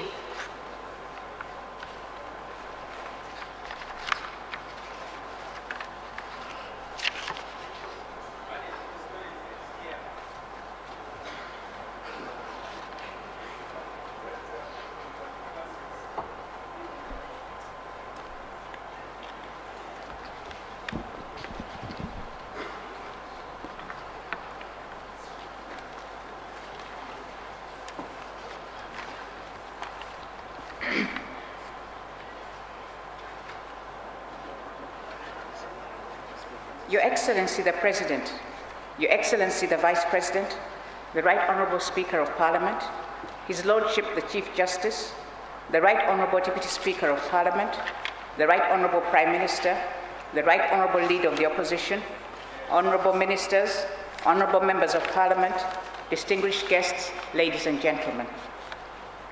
Madam Speaker, in fulfilment of Article 155(1) of the Constitution, and in exercise of the powers delegated to me by His Excellency the President, I beg to move that Parliament resolves itself into a committee of supply to consider 1. The revised revenue and expenditure estimates for the financial year 2012-2013, the proposals for the estimates of revenue and expenditure for the financial year 2013-2014. Madam Speaker, in April this year, Uganda's long-term collective development aspirations, as embodied in the Vision 2040, was launched by His Excellency the President. Vision 2040 provides a roadmap to transform Uganda from a low-income to a middle-income country within 30 years. It requires a fundamental change on the way of doing things by government and the private sector to unlock the binding constraints to Uganda's progress. Madam Speaker, there are no quick answers to the challenges that face us today. The economic and social challenges that we're working to address have happened over many years and will take time to resolve. They require patience, coordination, and good humor. The financial year 2013-14 budget seeks to continue towards socio-economic transformation, one step at a time. Madam Speaker, recently a young child asked me, what is transformation? And I think I can best answer that in the words of an official from the African Development Bank. Picture a country where 90% of workers have jobs, literacy rates have risen to 95%, 95% of roads have been paved, the population have access to electricity, people are free to move freely out on the continent without visas, using one-stop border posts and spending 10 minutes at the border rather than hours or days. This is transformation, and that is what we're working towards. Madam Speaker, consistent with our National Development Plan, the ruling movement party manifesto, and in pursuit of Vision 2040, the theme for next year's financial budget is "The journey continues towards socio-economic transformation for Uganda." The financial year 2013-14 budget, like the one of last year, will continue to focus on translating the government's strategic priorities into practice over the next 12 months. Scarce resources will be allocated to reflect key government strategic priorities within existing resource constraints. Because, Madam Speaker, the definition of budget itself means using scarce resources to see how best to advance many priorities. For financial year 2012-13, Madam Speaker, the interventions that I pronounced last year sought to restore macroeconomic stability, accelerate infrastructure development, increase agricultural production and productivity, improve the business climate, and achieve better service delivery, particularly in education and health. A detailed report of sector performance during the last year is provided in the background to the budget for financial year 2013-14. However, I wish to highlight some progress achieved in key areas. Madam Speaker, the economy rebounded, significantly growing at 5.1% last year. Inflation subsided and was recorded at 3.6% as of the end of May 2013, a marked reduction from double digits at the start of the financial year. The volatility of the Uganda exchange rate subsided, and the shilling and the dollar currently averages around Uganda shillings 2,575. In addition, Madam Speaker, Uganda regained her credit rating of B+ stable as per Standard & Poor's, which puts us on a par with other countries like Kenya and Ghana. Government registered significant progress in the implementation of the budget for this financial year now ending. In works and transport, 845 kilometers of national roads were fully or substantially completed or have their construction on schedule. Construction of a further 88 kilometers of national road will commence shortly, having had their contracts signed. In addition, the designs for 723 kilometers of national roads have been completed and procurement for contractors will commence. Rehabilitation of the marine vessel Kawa was completed during the year, and she now operates between Port Bell and Mwanza in Tanzania. Madam Speaker, in the energy sector, the 250 megawatt Bujagali hydropower project was fully commissioned. In addition, a number of small renewable hydropower projects are now commissioned and are delivering a total of 68.5 megawatts to the grid. This is a total of over 300 megawatts added to the grid as of this financial year just ending. A total of 2,322 kilometers of transmission lines have been laid under several rural electrification schemes to deliver electricity throughout the country. Madam Speaker, during the year, over 35,000 farmers directly benefited from provision of improved maize seed, in addition to other inputs such as fertilizers under the commodity-based approach. Furthermore, 13,486 kilos of foundation seed for Arabica coffee, beans, maize, and rice were distributed to seed companies and farmer groups. To enhance irrigation for water for production and to reduce agricultural reliance on rain-fed water, the rehabilitation of all the 3 irrigation schemes of Mobuko, Doho, and Agoro is substantially complete. Madam Speaker, in order to improve accessibility to tourist sites, the road access to several tourist areas is being rehabilitated, and I'll say more about that under the roads sector. In order to enhance hospitality standards, 20 East African Community accredited hotel assessors have been trained, and the inspection of hotel accommodation was completed to enable these hotels to be graded and classifications to be undertaken next financial year. The Hotel Training Institute at Jinja also had 390 students who graduated in May this year.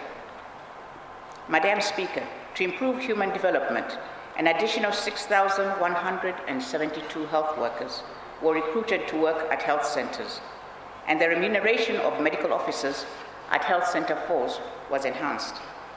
Government also increased salaries for primary school teachers by 15%, and science teachers in post-primary education and training institutions received an increase in wages as well.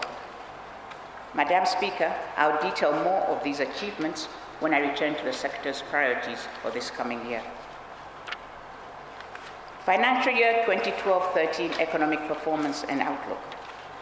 Over the last year, the Uganda economy has proved resilient and demonstrated strong signs of growth. At a global level, Uganda recently regained her credit rating of B+ with a stable outlook by Standard & Poor's, the international rating agency. Uganda's higher credit rating is important to us because it lowers our cost of borrowing on international markets. This achievement is remarkable because it happens at a time when major economies like the US and the UK are suffering downgrades in their credit rating. Madam Speaker, I'll also mention here that Uganda is one of the very few African countries that went to HIPC in the 1990s, where they had debt forgiveness and have never been back to HIPC. Most of our African colleague countries have had to go back to HIPC. GDP growth. Economic growth has rebounded strongly during the year. The economy expanded by about 5.1%. This is significantly higher than the 3.4% recorded in the previous year. The construction sector grew by 8.2% and electricity supply by 10%. The manufacturing sector recovered strongly, growing by 4.2% compared to a decline of 0.3% the previous year. During the last year, agriculture output grew by 1.4%, improving from a modest 0.8% the previous year. The recovery in agricultural production was driven by a bumper crop and favorable prices, which signals the potential value of food for household security and incomes for rural Ugandans. Madam Speaker, inflation has declined substantially. It was recorded at 3.6% in May last month, compared to 18% at the beginning of the financial year. The drop in inflation is a result of increased production in addition to the improvements in the global economic prospects.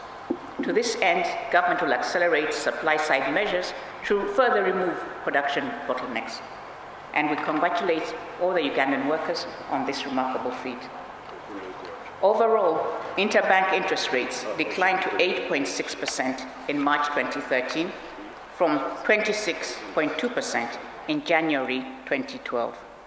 This was a result of a reduction in the Bank of Uganda's benchmark reference rate, the CBR, which has translated into lower commercial bank borrowing rates during the financial year, albeit a bit slowly.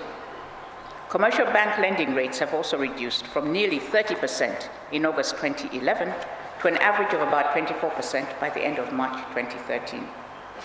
These rates are still high because of the non-performing loans, which have increased from 3.4% to 4.7% in March this year. In the external sector, the stock of our foreign exchange reserves amounts to US dollars 3.3 billion. This is the equivalent of 4.5 months of future import demand of goods and services. This reflects a significant improvement in our reserve position of about US dollars 2.6 billion 1 year ago, which was equivalent to about 4 months of imports. The balance of payments recorded a surplus of US dollars 417 million on account of strong performance of foreign direct investment and other investment inflows, which increased to US dollars 1.76 billion and US dollars 723.4 million, respectively. Also assisting the positive picture were the remittances from our Ugandans working abroad in the diaspora, which amounted to US dollars 767 million.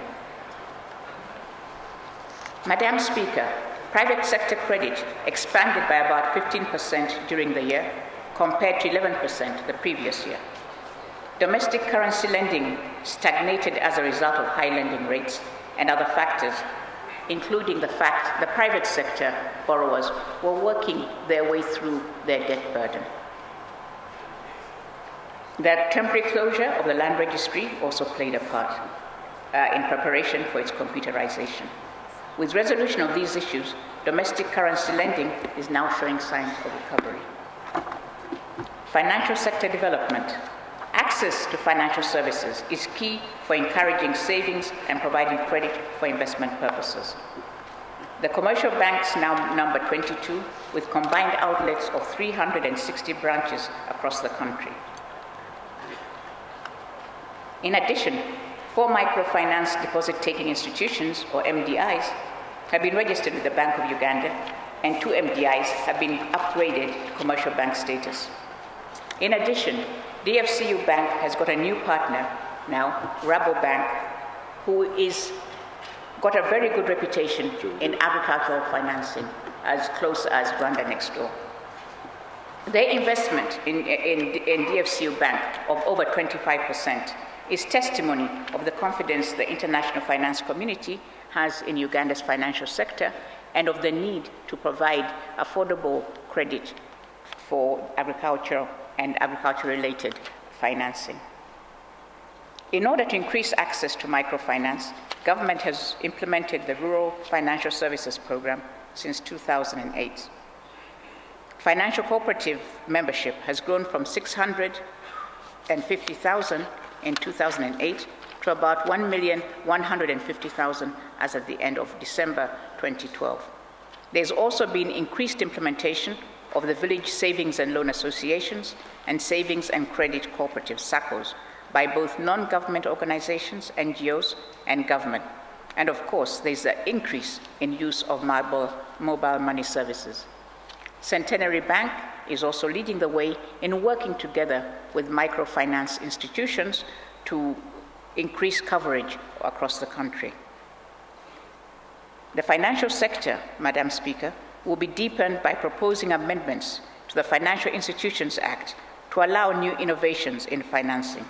These innovations include agent banking, banking according to Islamic principles where there's no interest charged, rather equity position is taken, and microfinance, microinsurance, and mobile money.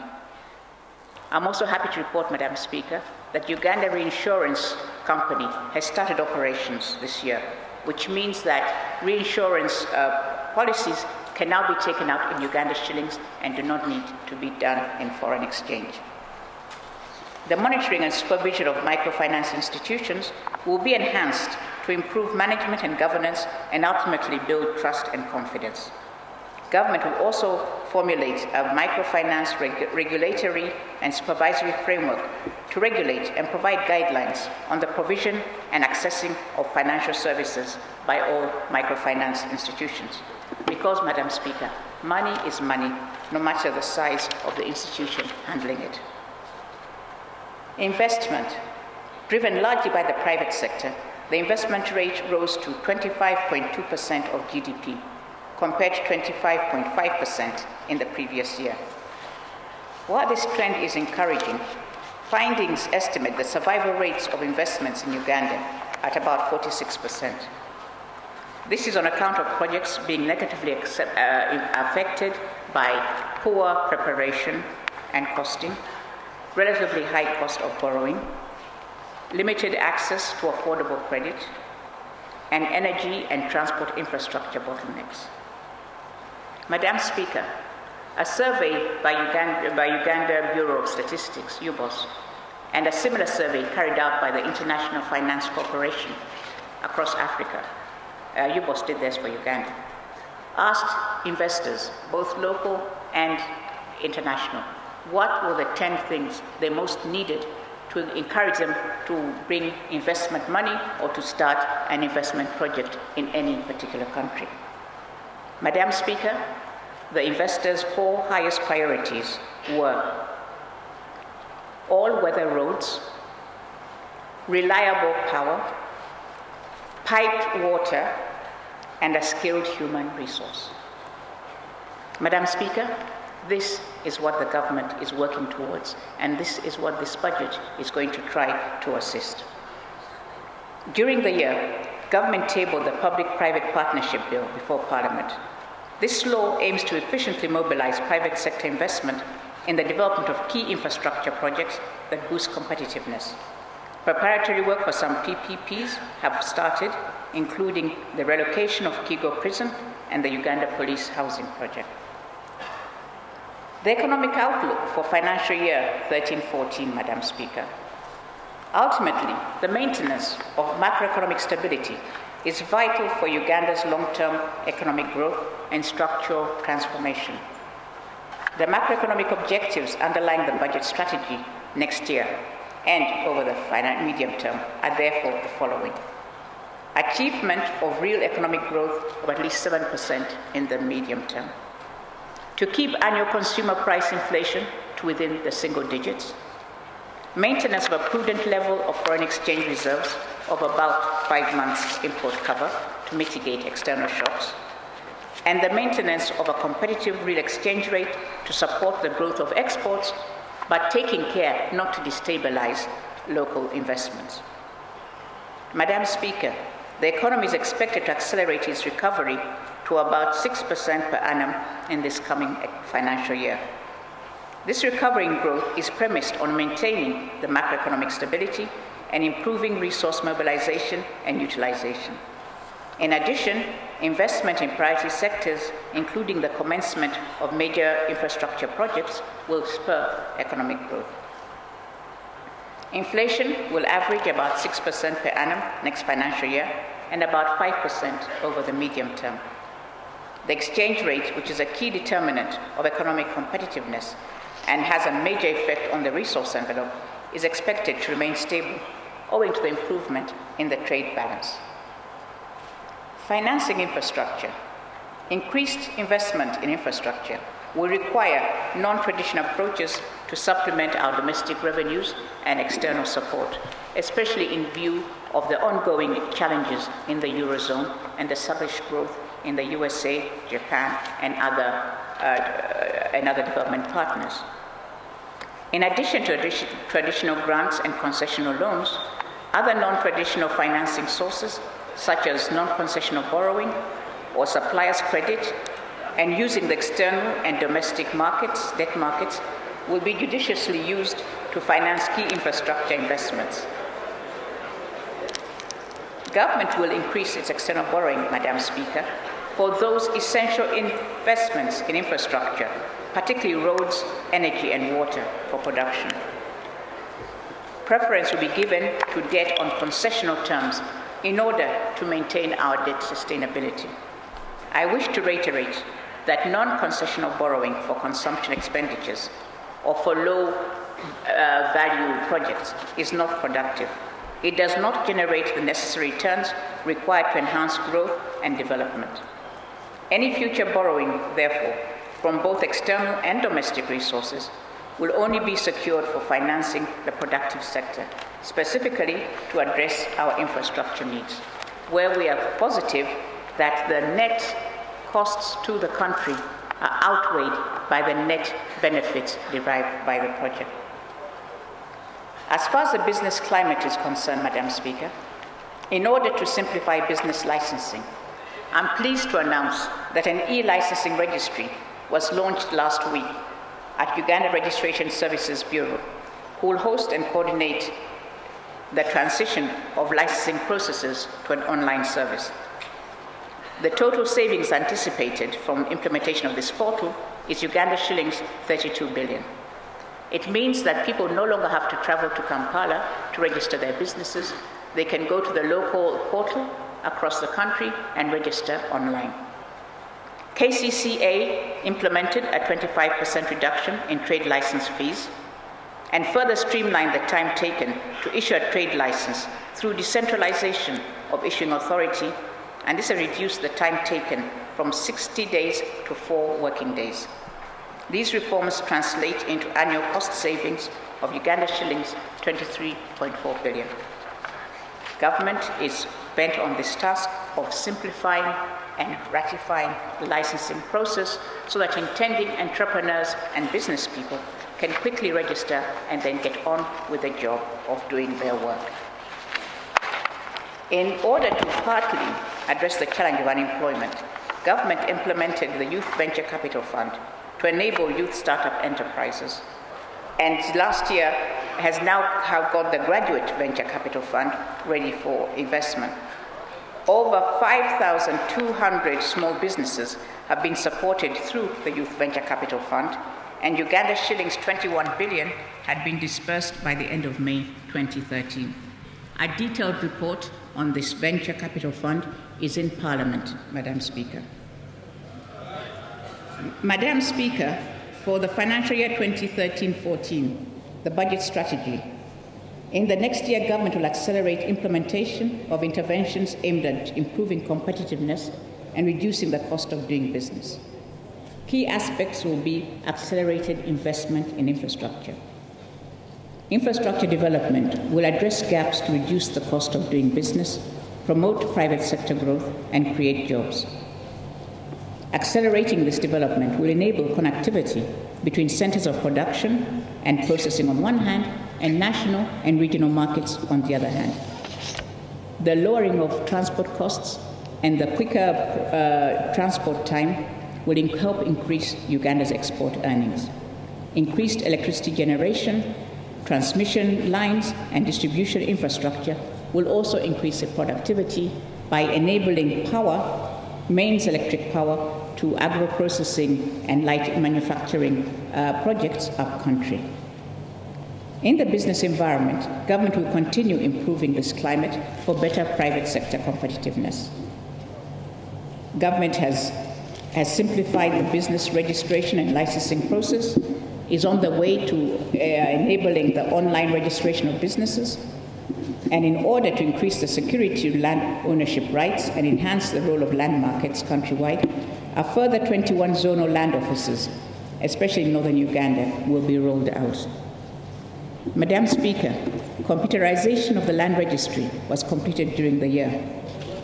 Digitalization of land titles has improved security, retrieval, and time for carrying out transactions requiring land titles. 6 zonal land offices have already been operationalized to improve access and reduce costs of processing land title across the country. Government also commenced implementation of business license reforms following a review of licensing laws and regulations in various sectors.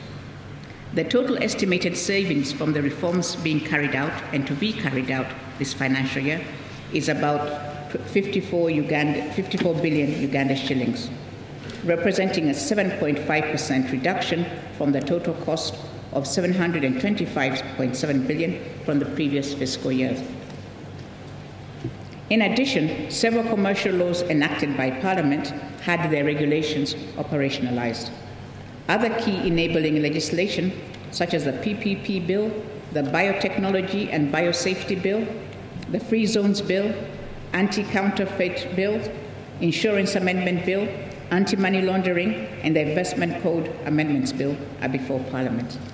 Madam Speaker, I am appealing that these laws be enacted expeditiously to further enhance competitiveness.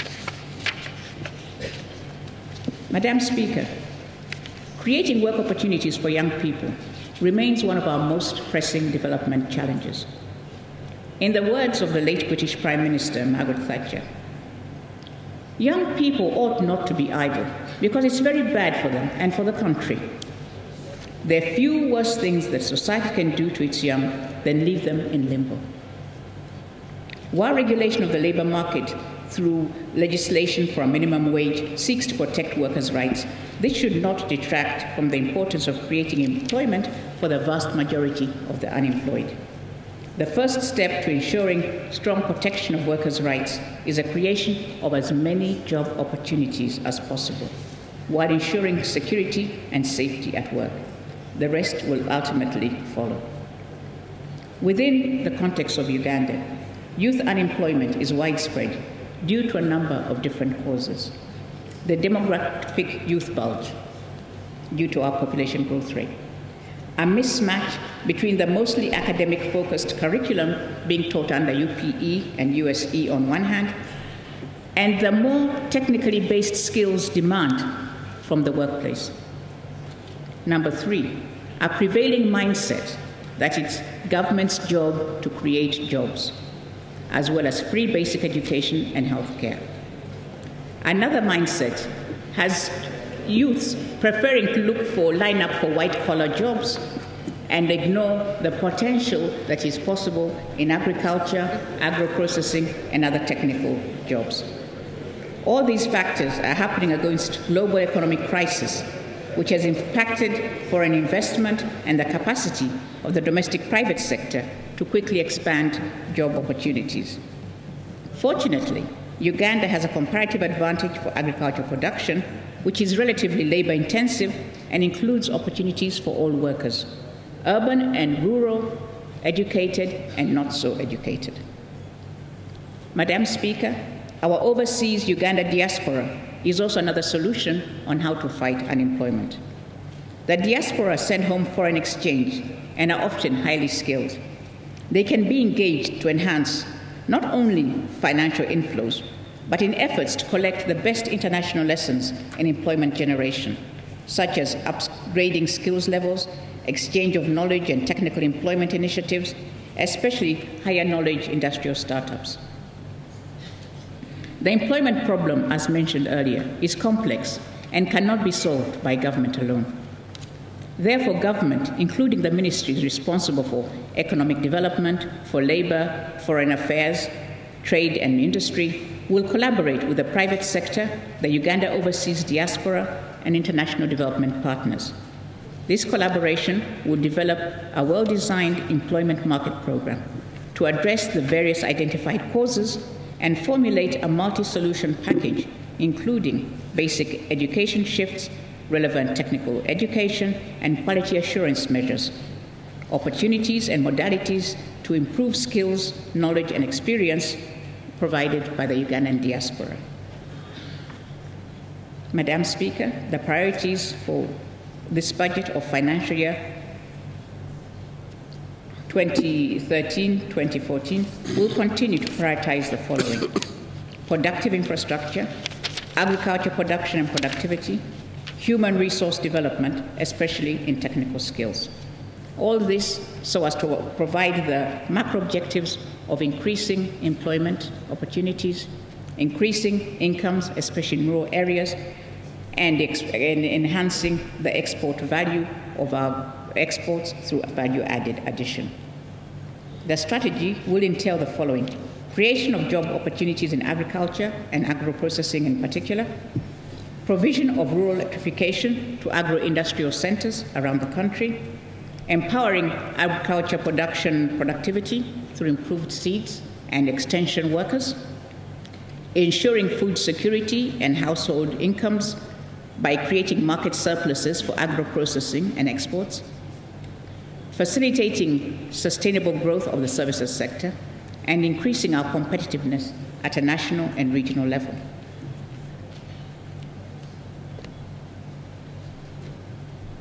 For the financial year 2013-14 Revenue and Expenditure Framework, Madam Speaker, before I elaborate the sector priorities for the next year, I'd like to present the Revenue and Expenditure Framework for the financial year 2013-14 budget. The framework has been developed in line with the recent trends in the domestic, regional, and international economy. In particular, the framework has been impacted by sluggish recovery of the global economy, the performance of domestic revenues, and expected level of external support from development partners. Next financial year, total resource inflows in financial year 2013-14 are projected to amount to Uganda shillings 13,169 billion. Domestic sources will contribute Uganda shillings 10,590 billion, representing 81.1% of the total budget resource for the year. The Uganda Revenue Authority will collect taxes amounting to Uganda shillings 8,486 billion, and non-tax revenues of Uganda shillings 275 billion will be collected.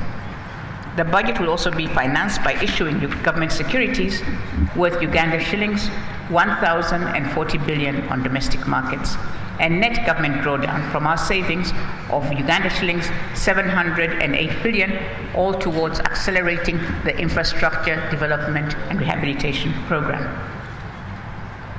Total external financing of the budget will amount to Uganda shillings 2,660 billion, equivalent to 20% of the total, while project aid amount to resources.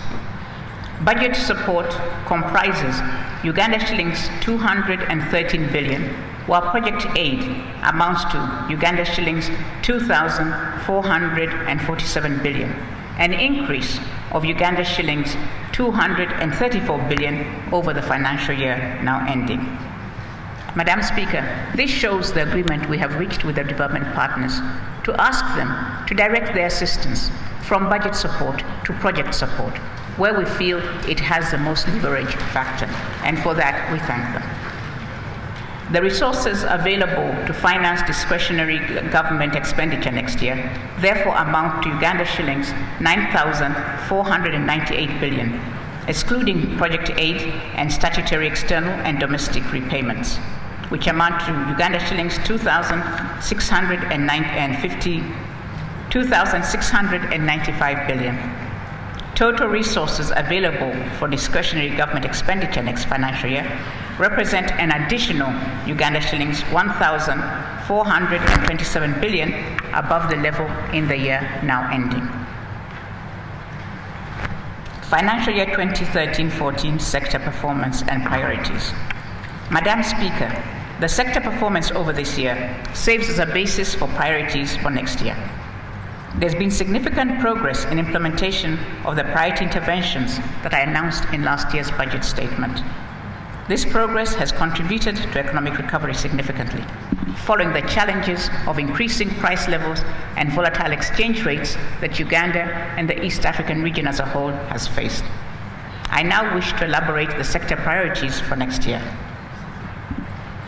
Madam Speaker, the financial year 2013-14 budget will continue to prioritize the creation for enabling environment for growth, development, and socio-economic transformation. Sector priorities are as follows. Aggressively continue to invest in infrastructure development, particularly roads and energy. Support increased agricultural production and enhancing productivity by the Ministry of Agriculture, concentrating on seed improvement, seed certification, extension work, disease control, and irrigation works. And enhance scientific innovation for industrialization and private sector competitiveness. In this respect, we are putting the scientists of Uganda together with the private sectors to see how they can best combine their scientists' initiatives and the financing of the private sector. We also aim to increase the quality and access in social services provision in health, water, and education by introducing performance measurements for our people working in those areas. And we'll also enhance transparency and accountability to improve value for money and fight corruption vigorously in public service delivery. Madam Speaker, government will continue to build Uganda's infrastructure development to serve as the springboard of economic growth and development. Interventions in this area include improvement of transport, provision of electricity, development of the oil and gas sector, and enhanced information and communications technology. Madam Speaker, in accordance with government's priority accorded to transport infrastructure, I have allocated Uganda shillings 2,395 billion to the roads and works sector next financial year, an increase from Uganda shillings 1,650.7 billion this year just ending. The additional allocation to roads and works budget totals Uganda shillings 744.7 billion over last year's provision. During the forthcoming financial year, we have prioritized clearing of outstanding contractual obligations for completed works, completion of ongoing projects, and commencing construction of new projects. In this respect, Madam Speaker, in this year, with all our challenges, we ring-fenced counterpart financing to pay road contractors certificates as they came due, and this has helped to see the burst of road construction that you see whenever you move out of Kampala. Government will also accelerate efforts to rehabilitate the other transport modes of Uganda, the railway, and to improve quality of water transport on the major water bodies, including Lake Victoria. They include construction and rehabilitation of major strategic roads, new bridges, equipping local governments, road units, and the maintenance of district and community roads. This is aimed at increasing agricultural production by improving the intake of inputs and the evacuation of the products to market. We also look to improve the connectivity to tourist sites and facilitating national and regional trade. Every road in the work program, Madam Speaker, has been labeled either an agriculture road, a tourist road, or a trade road. The construction of various national roads has progressed satisfactorily. A number of 518 kilometers of national roads were fully or substantially completed. These are Kabale Kisoro Bunagana Kyanyika 110 kilometers, Masaka Mbarara 154 kilometers, Busega Masaka 120 kilometers, Nyakahita Kazo 143 kilometers. A total of 327 kilometers of national roads have their construction on schedule. These include Fort Portal, Bundibujo, Lamia, 104 kilometers, with the Fort Portal Sempaya selection being fully completed. Overlay of Kawempe to Kafu, 166 kilometers. Jinja Kamuli, 57 kilometers. A total of 88 kilometers of the total following national road projects have had their contracts signed and land compensation is underway. These are Mbarara, Kikagati, Murongo Bridge, 74 kilometers. Mbarara Bypass, 14 kilometers. A total of 626 kilometers of national roads have completed their designs for upgrade from gravel to tarmac. These are Muyembe, Nakapiripirich, and Moroto, Kotido Road, 200 kilometers. Renkunye, Apak, Lira, Kitgum, Musingo Road, 230 kilometers. Hoima, Butiaba, Wanseko Road, 111 kilometers. And Kayunga Galiraya, 85 kilometers. The design for dueling Kibuye Busega Mpiji, 30 kilometers, and Kampala Northern Bypass, 17 kilometers, has been completed. The design of Kampala Jinja Expressway, 80 kilometers, is being finalized. Madam Speaker, in the next year, the construction of 1,364 kilometers of the following ongoing roads projects will be accelerated. Atiak, Afoji, 104 kilometers. Fort Portal, Bundibujo, 103. Nyakahita Kazo, 68. Kazo Kamwenge, 75. Mbarara Kagati, 74. Malaba Bugiri, 82. Toro Mbale, 49. Mbale Soroti, 103. Jinja Kamuli, 58 kilometers. Moroto Nakapiripirich, 95 kilometers. Gulu Atiak, 74 kilometers. Vura Arua Koboko Oraba, 95 kilometers. Hoima Kaisotonya, 85 kilometers. Ishaka Kagamba, 35 kilometers. Kampala Masaka, intermediate section, 51 kilometers. Rehabilitation of Mukono Jinja, 52. Mbaran Tungamo, 59. Tungamo Kabale Katuna, 65. Kayunga Galiraya, 88. And Kampala Entebbe Expressway, 51. Madam Speaker, government will also commence construction of 837 kilometers of the following new road projects. Atiak Nimule, 35. Chenjojo Fort Portal, 74. Mbara Bypass, 14. Dueling of Kampala Northern Bypass, 17.5. Masaka Bukakakta, 41. Kamwenge Fort Portal, 66.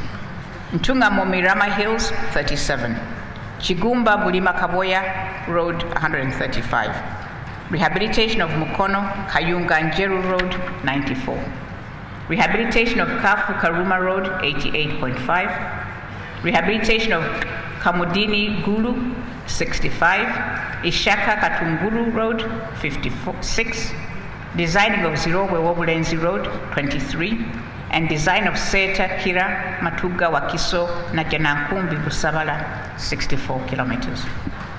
Madam Speaker, I have also allocated funds for the clearing of outstanding payments for the following completed roads. Matuga Semuto, 41. Kampala Gayaza Zirowe, 44. Jinja Bugiri, 72. Masaka Mbara, 149. Busega Muduma Mitiana, 57. Kawempe Kafu, 166. Kampala Masaka Package A, 63.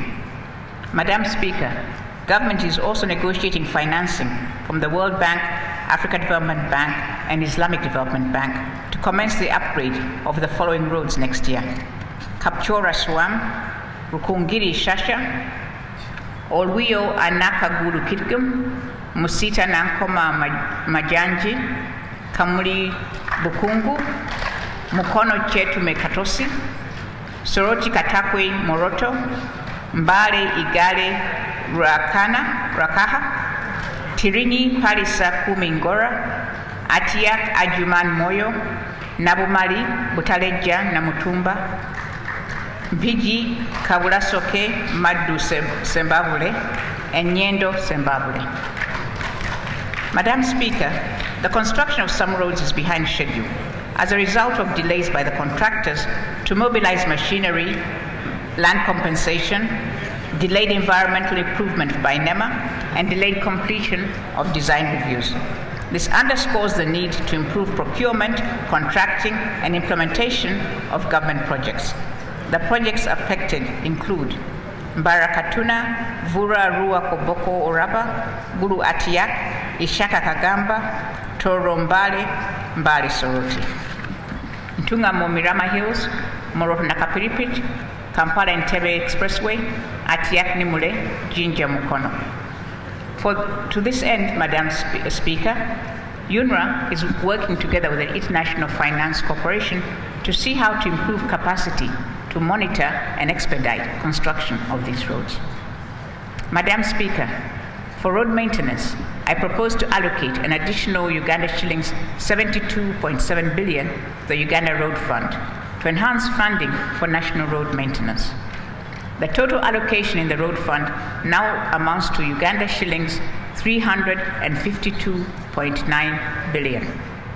The Uganda Road Fund will fund routine maintenance for 22,500 kilometers of district and town council roads and 4,500 kilometers of Kampala City Authority roads and municipal roads, as well as removal of bottlenecks on 30,000 kilometers of community access roads.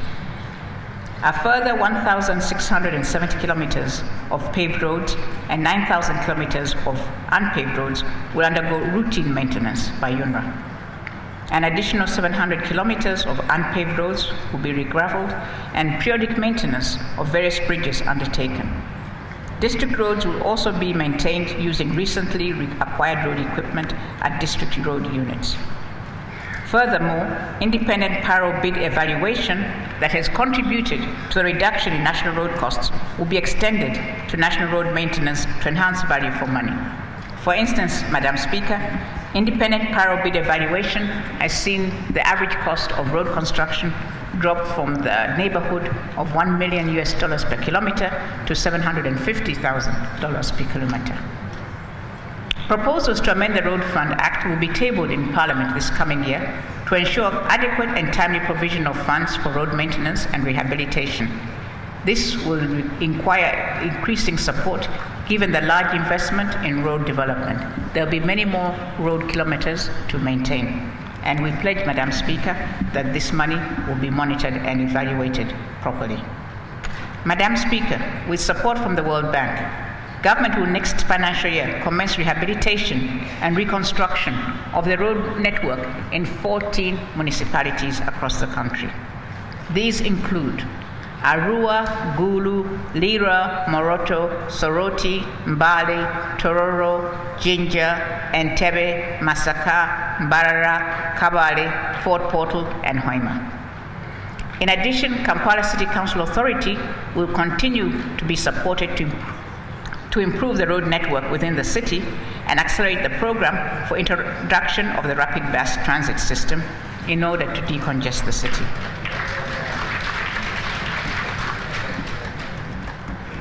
For bridges, Madam Speaker, over the last year, the following progress was recorded. Bridges completed: Dhaka, Ore, Eventre, and Ruzungo on Wandi Yumba Road, a park bridge in Lira, and Buliamusenyu Bridge, and construction of the Atiak, Moyo, Afoji bridges is at advanced stages and will be completed by July 2013. The following work will be undertaken on bridges during this coming year: rehabilitation of the existing Naluvale Bridge and the construction of the second Naluvale Bridge with Japanese assistance is scheduled to commence. Construction of Apak and Birara bridges, construction of the Antugwe and Mitano bridges in Kanungu, complete construction of the Muzizi and Awoja bridges, construction of 17 bridges in northern and northeastern Uganda, including Olianai, Obalanga, Alipa, Ajeriak, Ojanai, Opot, Akol, Irongo, all in Kumi, Bala, Abalang, Agari, and Enget in Lira, Hochi, and Nyawa in Moyo, using funding from the Islamic Development Bank. We also plan to commence construction on Nyakjara, Gori, Nyagak, Enyayu, Pakwara, Anyao, and Alaya bridges, all in West Nile. Madam Speaker, I have also provided resources to reconstruct the bridges destroyed by the recent floods in various parts of the country, such as the Mobuku and Kilembe bridges in Kasese district. In the rail subsector, implementation of the following interventions to revitalize railway transport will be accelerated: rehabilitation of Toro Pakwach and Kampala Kasese, commence design of Gulu Atiak Nimule Juba, to be constructed jointly by the governments of Uganda and South Sudan, and complete design of Kampala-Malaba Railway. Madam Speaker, Lake Victoria is essential to Uganda's overall economic objectives. It's an essential factor in our regional integration strategy. Bordered by Uganda, Kenya, and Tanzania, with river access to Rwanda and Burundi, it is home to over 30 million people living around its shores. It's a pivotal part of Uganda's alternative southern route for export and import to and from the Indian Ocean, connecting us via Mwanza and then road rail to Dar es Salaam, or even to Kisumu and then Nairobi, Mombasa by road or rail. The development of water transport on Lake Victoria will enable the following objectives to be met: ensure that we have a strategic alternative route to the sea, facilitate transportation of agricultural products around the lake in 4 countries, and to support Uganda's geographical location to be the inland distribution hub to our neighbor countries of Rwanda, Burundi, South Sudan, and DRC. Revitalization of Lake Victoria by rebuilding the port infrastructure and carrying out a definitive navigation survey, as well as environmental measures, will enable the lake to become a major waterway by facilitating and lowering the cost of transport to both domestic and regional destinations. Water transport is the lowest cost form of transport. Together with my 4 colleagues from the other East Africa community countries, we are seeking multilateral assistance for a regional integration development project with Lake Victoria as its center. As a positive sign in support of the revitalization of the southern route to the Indian Ocean through Dar es Salaam, the rehabilitation of marine vessel Kawa was completed during this year, and she is now operating regularly between Port Bell and Mwanza. Madam Speaker, during the year, the Rwampanga Namasale ferry was commissioned, and rehabilitation of the Laropi ferry is underway. The Kayunga, Kasana, and Bulamutu Bugobero ferry is undergoing trials, and the construction of landing sites is being completed. One of the two new Kalangala Infrastructure Service ferries was launched, and the ferry previously used in this area will be refurbished and deployed to the Kiyindi-Buvuma crossing. In the next year, government will continue to improve the inland water facilities by providing ferry services and constructing landing sites. The Obongi, Sinaya, and Kayunga Mbulamutu ferries will be commissioned, and construction of the new port, Kampala Port at Bukasa, will be sought. These interventions will improve connectivity of various parts of the country and the entire East African region, and ultimately reduce transportation costs. Electricity, Madam Speaker. The 250 megawatt Bujagali hydropower project was fully commissioned during this year ending. In addition, a number of small renewable hydropower projects delivering a total of 68.5 megawatts to the national grid have been commissioned. These include Buseruka, 9 megawatts, Nyaga 1, 3.5, Chisizi, 0.3, Buyoge, 13, Mpanga, 18, and Ishasha, 6.5 megawatts. The detailed feasibility study and engineering designs for the 188 megawatt Simba project have been completed, and arrangement for its financing are underway. With support from the government of Japan, the pre-feasibility study for the 600 megawatt Ayago hydropower project was completed, and the detailed feasibility designs are being prepared. The construction of the Karuma hydropower project has faced procurement challenges, but will commence in this next financial year. In addition, the Global Energy Transfer Feed-in Tariff, GetFit, East Africa Pilot Project was launched and will support construction of a further 15 mini hydro power projects that will deliver a total of 125 megawatts over the next 3 years. That is a total of 125 megawatts, Madam Speaker, over the next 3 years. Madam Speaker, under the Rural Electrification Scheme, a total of 2,322 kilometers were under construction. These include Mubende Chenjojo, 156, Rakai, Isingiro, Diantonde, Lumbugu, Kaliro, Rebitakule, and Sebabule, Remiyaga, 283 kilometers. Kabale Chisoro, 166, Rachikoko Awere Laloi, 58, Gulu Ajumani Moyo, 238, Apala Adwari Kiru Morulem, 109, Ibanda Kazo, 137, Sorot Katakwi, 96, Aya Kamdidi Bobi, 90 kilometers, Ntenjeru and environs, its neighborhood in other words, 75, Ruhira Millennium Project, 106, Nkonge Kashozi, 177, Masaka Waki Bulisa, 178, Gulu Acholiba with Paiko, Patiko, Palaro, Tiof, 118, Opeta Achokora, 58, Wakiso Piki Mitiana Busunju, 43, Rengo Mbara Isingiro Ibanda Kiruhu, 58, Bushenyi Buweju Kasese Chenjojo, 48, Rukungiri Kanungu Ntungamo Kabale, 78 kilometers, Kasese District Electrification, 28 kilometers, Rukungiri Kanungu Ntungamo Kabale was 78 kilometers. Consequently, a number of district headquarters have been connected to the grid.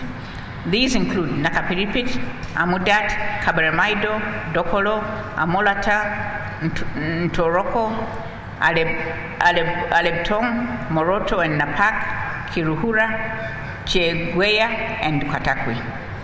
Furthermore, the following community schemes have been under implementation: Rushekere Secondary School, Namaizige Kasenge in Mukono, Simba Farms in Ibanda, Koga Industries in Mukono, 9 resettlement villages in Bujagali Jinja, Kikubahavite village in Uwero, 3 kilometers, and Omagoro in Kumi, 1 kilometer.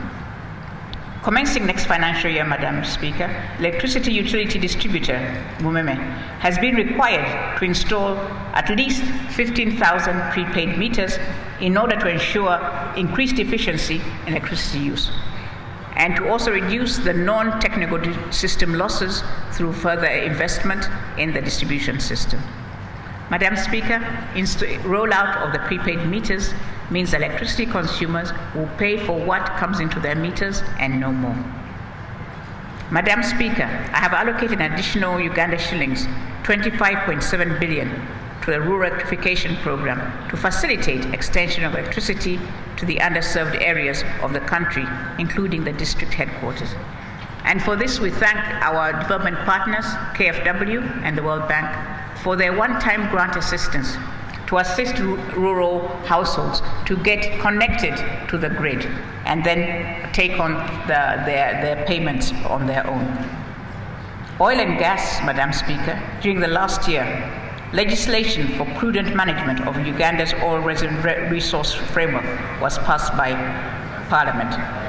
This legislation includes the following: the Petroleum Exploration and Production Bill, Petroleum Refining, Gas Processing and Conversion, Transportation and Storage Bill 2012. They're both 2012. Madam Speaker, there is also a need to expedite the consideration of the Public Finance Bill 2012, still pending before Parliament, which contains the framework for transparent management of petroleum revenues, among other reforms. Madam Speaker, next year the construction of the Kenya-Uganda and Uganda-Rwanda oil pipelines using the PPP arrangement will be fast-tracked. I have also allocated an additional Uganda shillings 3 billion to NEMA to conduct the environmental impact assessment for the gas and oil exploration and development in the Albertine region. Minerals. In order to promote mineral investment, a geological and mineral information system to host geological and mineral data has been established. This will provide a one-stop center for all geological and mineral information countrywide, which is now accessible to potential investors. In addition, a computerized mining registry will expedite mineral licensing, generation of revenues, and provide transparency and accountability in the management of mineral rights. In the forthcoming year and the medium term, government will undertake the following interventions to enhance mineral development: promote optimal use of minerals and mineral trade, provide technical services in the field of geosciences to guide national planning and development, ensure best mining practices and accountability, promote mineral value added and trade within the country, gazette geosites and geoparks, complete preparation of an earthquake administration policy and earthquake disaster management. The various mineral licensings out there, Madam Speaker, will also be reviewed to see who is not using their mineral license, who is not developing their mineral concession, and they will be reviewed and redistributed as need be. In ICT, science and technology, Madam Speaker, during the year, the government completed the readiness for commercialization of the first 2 phases of the national backbone infrastructure that enables access to the information superhighway by telecommunication companies and public institutions connected to the infrastructure. The Business Process Outsourcing Center has continued operations, providing 100 jobs during the year, and 150 jobs will be provided next financial year. The e-Government Master Plan was developed in collaboration with the Government of Korea. The plan provides priority information technology projects for implementation so as to improve service delivery. Cabinet also approved the strategy for rationalization of IT initiatives and services in government. Madam Speaker, innovations in information and communication technology are no longer an option in today's competitive economic global environment. Science and technology have been a major factor behind the success of the world's fastest growing economies in Southeast Asia and Latin America, permitting growth of products and services with a significant increase in factor productivity and firm profitability. In the next year, government will continue to support scientific and technological innovation to drive value addition, increase our competitiveness, and create employment, among other benefits. The national backbone infrastructure will deliver bulk internet bandwidth to connected government at a cheaper cost, and IT service use will be mainstreamed across government to avoid duplication and minimize cost. It will also reduce incidences of electronic fraud by improving information security.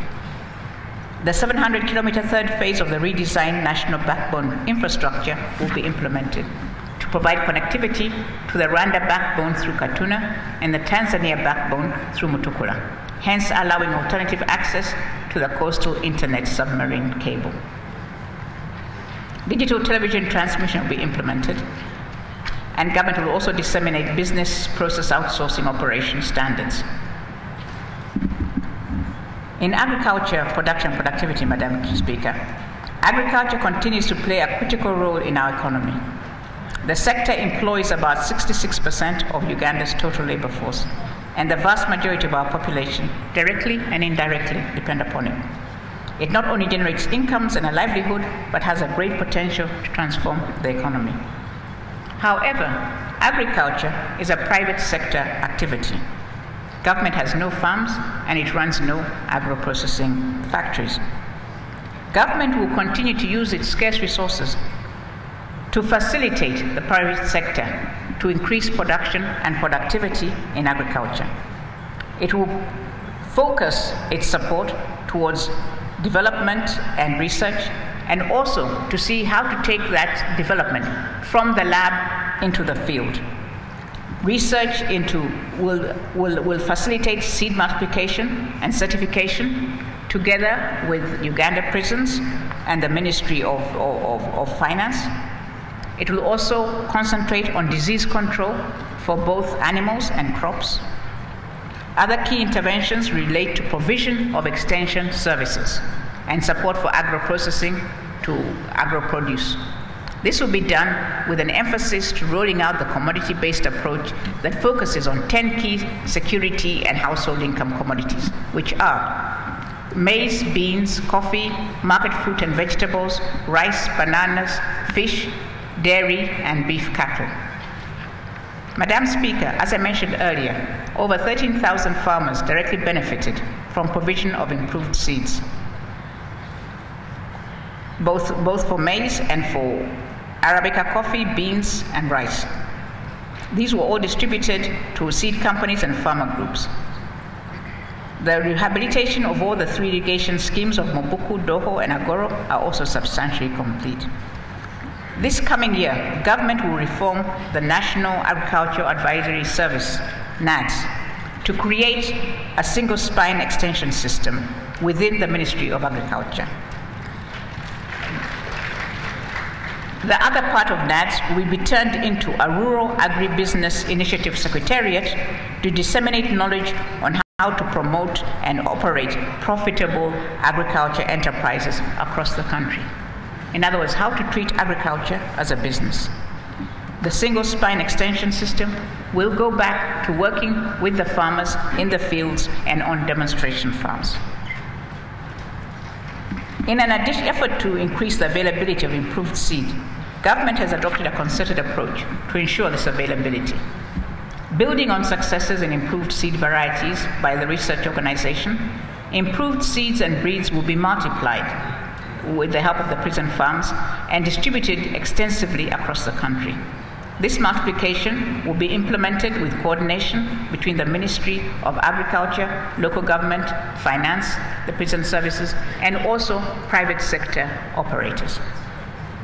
Furthermore, ongoing efforts to rehabilitate other large-scale irrigation schemes and promotion of small-scale and affordable irrigation technology will be accelerated. Rehabilitation of Olweni scheme will commence next year, together with 33 schemes in other districts. Feasibility studies are planned for rehabilitation of Atera, Labori, Ondinda, and Hikigwe irrigation schemes, thus reducing excessive reliance on natural weather for agricultural production.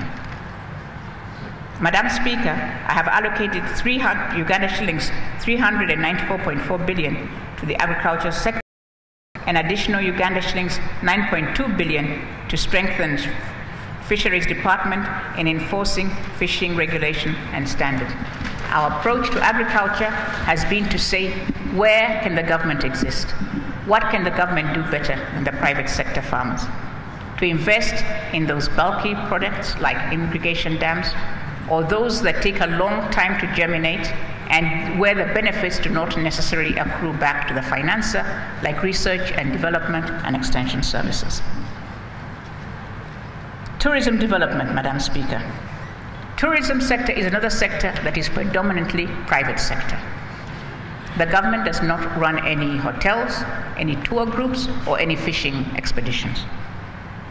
So, in order to improve, to best assist the private sector to run the tourism sector, government would focus on 4 areas. First of all, to improve accessibility to tourist sites by improving the tourist roads. Road access to Kidepo Valley National Park is under maintenance, and work on the Ishasha Katunguru Road has commenced. Contractors for Kisoro, Mgahiga, Chenjojo, Hoima Masindi, and Kaboya Chenjojo roads are being procured. These will all help improve access to the parks in Queen Elizabeth, in Kabalega, and in Kidepo, as well as Bwindi. In order to enhance hospitality standards, 20 East African Community accredited hotel assessors were trained, and the inspection of hotel accommodation was complete. 182 students were enrolled at the Hotel Training Institute at Jinja, and a further 390 graduated in May this year. In support of domestic tourism, 2 multi-stakeholder platforms in the and Busoga regions were launched to spearhead identification of local tourist products and their development. We will continue to support tourist platforms as vehicles for promoting domestic cultural and other product development as related. Madam Speaker, the key constraints to Uganda's tourism are poor physical access roads, the lack of international accreditation for our hotels and hospitality standard, the need to enhance protection of the wildlife and conservation within the game parks, and also to develop a comprehensive tourism sector development action plan, which will then direct us how best to finance enhancing the tourism sector to become one of the most important in the government and in the nation. So, next financial years, government will continue to provide the necessary facilities and establish a conducive investment climate for these developments. In particular, we'll continue supporting the hotel, tour, and guide businesses to attain accreditation and provide world-class hospitality businesses, to repair road access to the national parks, and to support skills training of critical tourism sector human resources, including the reconstruction of the Uganda Hotel and Tourism Training Institute at Jinja. And finally, we will work together with the Ministry of Tourism, Wildlife and Antiquities to develop a comprehensive tourist development plan, such as been done for our neighboring countries. Increasing social service delivery. Madam Speaker, social welfare indicators such as literacy, safe water coverage, and reduction in infant and maternal mortality rates are a sign of progress of society's well-being and human development. For education during the year, government enhanced salaries for primary school teachers by 15% and 30%, for science teachers in post-primary education and training institutions. In an effort to reduce teacher absenteeism, the percentage of teachers at task improved from 60% in 2011 to 77% in 2012. In addition, head teachers at task improved from 63% to 70%. We will continue to monitor these performance indicators, Madam Speaker. I have allocated Uganda shillings 1,800 billion, representing 33.3% of the total budget to the education sector to impart the necessary skills and knowledge required to tap the creative ability of individuals. In order for it to be undertaken in the education sector, as follows: to accelerate government investment in vocational and business training, including support to the private sector to provide the youth with requisite skills, forge a relationship between education institutions and private companies to make sure that the supply of students coming out of the institution better matches the need in the marketplace. to provide adequate infrastructure and promote science and technological training education through provision of incentives for science, maths, technical and vocational education, supporting science and research development. Encouraging the private sector to support science education and equip schools with science labs. The gender gap will also be considered. Madam Speaker, government will also implement key interventions in education to enhance efficiency and effectiveness. These are the Students' Loan Scheme. Government will implement the Student Loan Scheme initially for science, medical, by the bonding of those graduates to government employment after the respective courses, as used to happen in the 60s and 70s. This will serve towards repayment of the student loan. And in this way, we'll make sure that the students who study at government expense assist in developing the national development priorities. I have allocated an additional 5 billion shillings towards operationalization of this scheme. Teachers' SACCO. In line with government policy of encouraging savings and improving access to credit, I have allocated a total of 5 billion Uganda shillings to support teacher SACCOs across the country. For health, Madam Speaker, an additional 6,172 health workers were recruited for health centers, and the remuneration of medical officers at Health Center 4s was enhanced to Uganda shillings 2.5 million per month, inclusive of allowance. The construction and equipping of the Government of Japan-funded Kabale and Hoima Regional Referral Hospital was completed. Procurement is underway for contractors for Mulago National Referral Hospital rehabilitation and for construction of the Kirudu and Kawempe hospitals. Madam Speaker, in this past financial year, the Naguru Referral Hospital was also opened. In addition to the 7 immunizable disease vaccines, the PVC vaccine against pneumonia was launched in April 2013 with support of the Global Alliance for Vaccines Initiative, and immunization campaigns were conducted in 41 districts. But Madam Speaker, the major killer in Uganda is malaria. The following interventions will be implemented in an all-out drive to significantly bring down the incidence of malaria.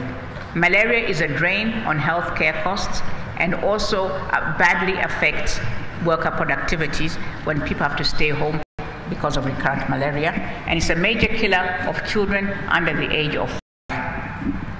So the government will, through the Ministry of Finance, the Ministry of Health and Development partners will be invited to also come on board to develop and implement a comprehensive strategy for malaria eradication to build on the current efforts of prevention, diagnosis, and treatment. This strategy will be ready by the end of the financial year, designed and costed, and ready for financing and implementation. We must bring malaria down in Uganda, and this will be the single biggest initiative that the government will start in the health sector. We'll also continue improvement in health infrastructure, recruit key healthcare personnel, provide staff housing, accelerate ongoing campaigns to prevent and control communicable and non-communicable diseases, and help to re-equip health facilities such as Uganda Heart Institute, Uganda Institute Cancer, and Uganda Blood Transfusion Services, among others. We will also improve the governance and efficiency in health service delivery through increased joint supervision and monitoring of performance indicators in collaboration with non-government health institutions. Safe water coverage and sanitation. To improve the benefits of access to safe water and sanitation, government has undertaken the following activities over the past year. Construction of pipe water supply construction works in Kiruhura, 95%, Kazo, 92%, Kakuto, 70%, Kakianga, 80%, and Diantonde, 80%. Completion of phase 1 of the Tororo Manaka gravity flow scheme, and continued construction of the Kanyampanga gravity flow scheme. borehole drilling in several districts, including Namaingo, Lira, Mubende, Apak, Oyam, Kaliro, Butaleja, Luwero, Namutumba, Kumi, Ngora, Kaberamaido, Rwengo, Kaliro, and Toro, among others. Implementation of water schemes in various towns, Nakasongola, Kalungu, Wobulenzi, Rakai, Chinoni, and Mbirizi. Rehabilitation of waterworks is at various stages in the following districts: Wakiso, Luwero, Masindi, Mitiana, Buikwe, Kagadi, Kakumiro, Chiboga, Mubende, and Butambala, among others. And progress with the construction of the Lubigi sewage system is underway. Madam Speaker, in order to increase access to quality water, government will focus on the following interventions: Uganda Gaba Waterworks, treatment facilities, and to construct Namasuba Hill Reservoir, complete construction of the Lubigi wastewater treatment plant and rehabilitate Bugolobi sewage treatment plant, commence construction of Nakivubo and Chinawataka wastewater treatment plants, and provide continued provision of sanitary toilets in schools and mobilize communities for better hygiene practices. And in this, we thank the World Bank for a recently signed project to improve municipal infrastructure in 14 towns across the country, and to implement a water management facility project. Madam Speaker, the challenge of service delivery in Uganda is not so much lack of sufficient financial resources, but the achievement of maximum efficiency and effectiveness in utilization of those limited resources. Challenges to service delivery include delayed implementation of projects, lack of adherence to financial management procedures, corruption, and misappropriation of public resources. The government is committed to improving transparency and accountability in order to achieve enhanced service delivery, for which we have undertaken several reforms.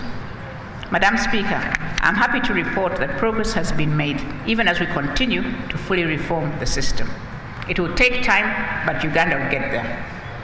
Government would undertake the following measures next financial year: strengthen accountability and anti-corruption institutions, such as the Institute of Inspectorate of Government, Auditor General's Office, Uganda Police, the Judiciary, among others.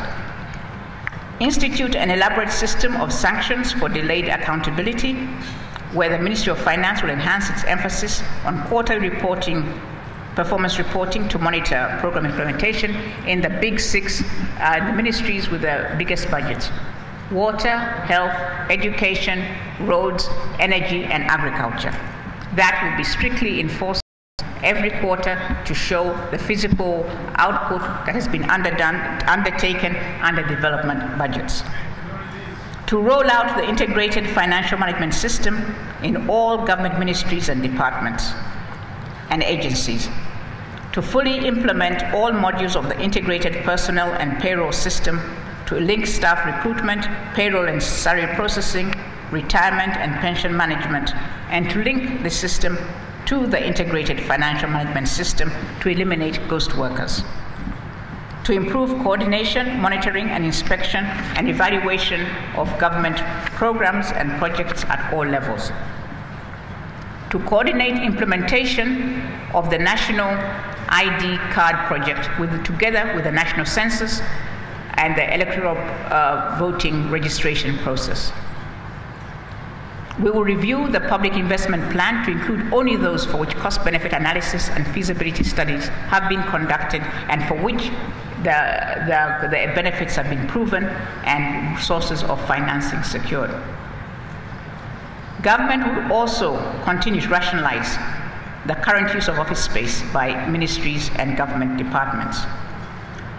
The policy is to move away from renting office space to construction of new government office buildings, for which we're actively soliciting financing. And in the interim, any ministry or department that has been renting space and the contract comes to an end and they have their own building, money will not be released for any more renting. They will have to move to their own building. Madam Speaker, The executive has fully supported a private member's bill to seek further advancement to fight against corruption. Other relevant bills include the following: Anti-Money Laundering Bill, which is to track funds gained from illicit activities and for enhancing global security, and the Public Finance Bill, which explicitly seeks to ensure timely and accurate reporting of government funds spent and to place individual responsibility on accounting officers for proper management of funds under their control. I have accordingly allocated additional funds to the various anti-corruption institutions, such as Office of the Auditor General, the CID, Directorate of Public Prosecution, Inspectorate of Government, and the Department of Ethics and Integrity to enforce accountability, and the Accountant General's Office to facilitate the rollout of the integrated financial management system. Madam Speaker, experience from the successful developing countries shows the importance of fiscally sustainable and well-functioning local governments for delivery of public services. They have an advantage of being closer to recipients of such services, but they may not use this advantage if they lack effective administrative structures. During the last 2 decades, the number of district governments in Uganda has more than doubled. It is now time to implement reforms aimed at improving their performance. In particular, increasing value for money in the services they provide. This would involve bringing greater stability in the districts and intergovernment system, enhancing its institutional design, and redesigning funding of the district governments. The following actions will be emphasized in this regard: review the staffing model of district governments, and 2, enhance the district government's own sources of revenue to strengthen bottom-up accountability of district governments, and which will help to alleviate fiscal pressures. In this, Madam Speaker, for local governments, as with the central government, the focus for this budget is not so much the value of the money available, but value for money available. Monitoring, accountability to make sure we get the maximum output for each of the scarce shillings that we have at our disposal. In the constitutional self-accounting bodies, Madam Speaker, the budgetary proposals of the following self-accounting bodies have been submitted in compliance with Article 155(2) of the Constitution. Courts of Judicature, Electoral Commission, Inspectorate of Government, Parliamentary Commission, Uganda Law Reform Commission, Uganda Human Rights Commission, Uganda AIDS Commission, National Planning Authority, Office of the Auditor General. In accordance with Article 155(3) of the Constitution, government has made recommendations on these proposals. I hereby lay both the budget proposals and government's recommendations before this August House as required by the Constitution.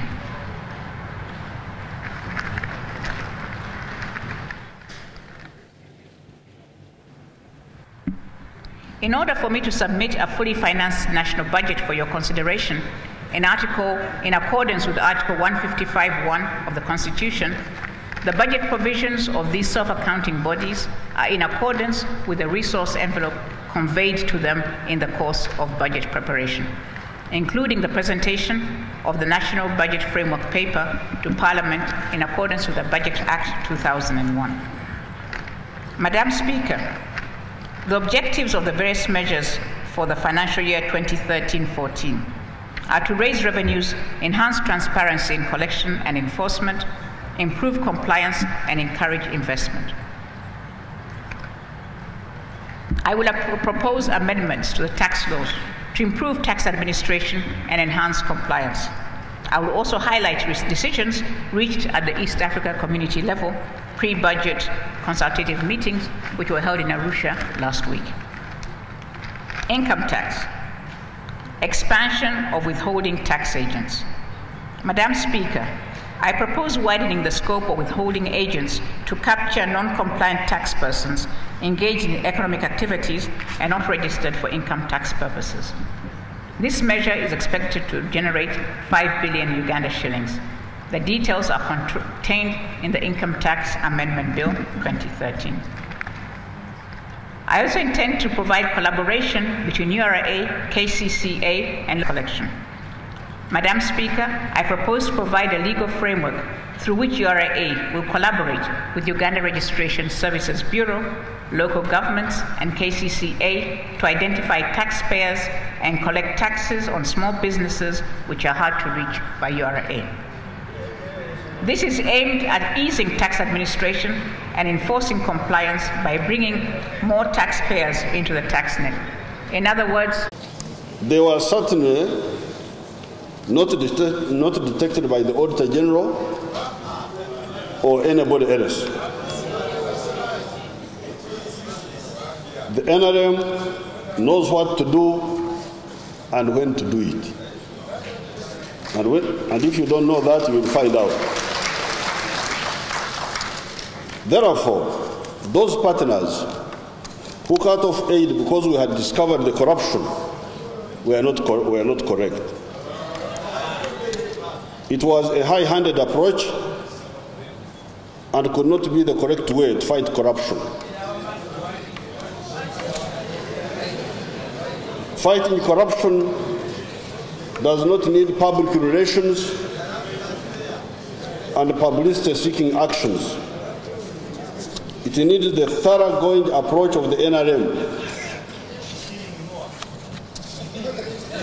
In spite of these aid cuts and other global economic problems, our economy grew by 5.1%.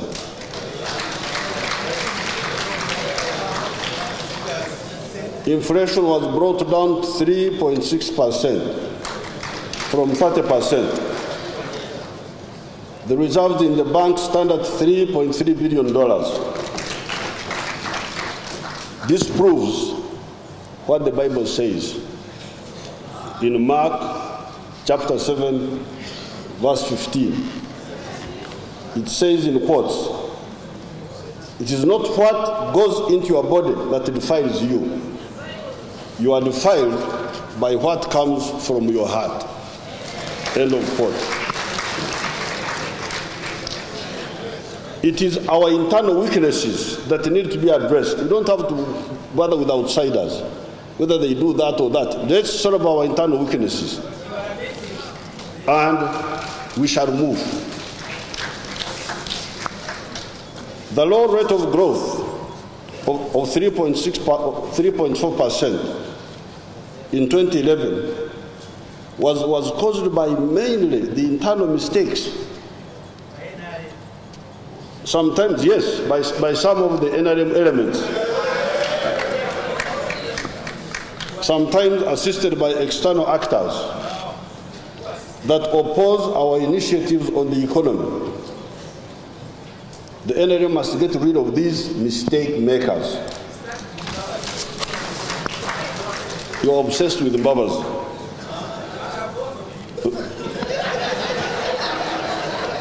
Babas must be a great man, because you seem to be dreaming about him all the time.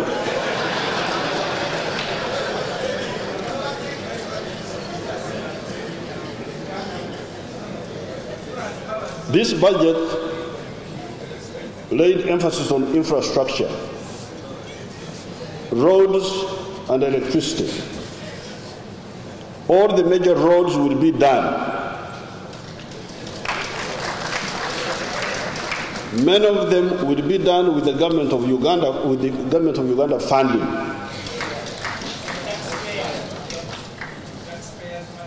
Oh, fine, but organized by the government of Uganda. And the government of Uganda was elected by those taxpayers, if you have forgotten. Where the development partners have come in, we salute them.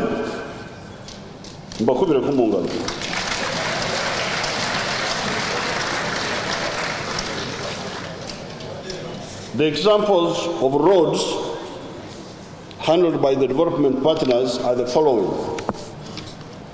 Nyakashita, Kazo, Ibanda, Fort Portal, Bundubujo, Vura, Arua, Koboko, Oraba, Ntungamo Kabare Katuna, Gulu Atiak Nimule, Kampala Entebbe Expressway, Kigumba Masindi Kaboya Chenjojo, Masaka Bukakata, etc. These are being done by our development partners, and I'm glad you clapped for them. The ones that will be handled by the government of Uganda are the following. And these, by the way, are fully funded.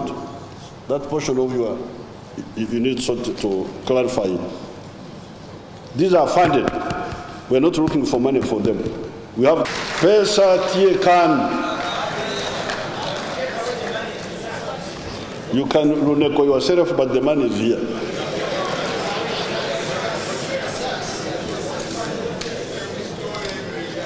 I think some of them may commit suicide out of disappointment.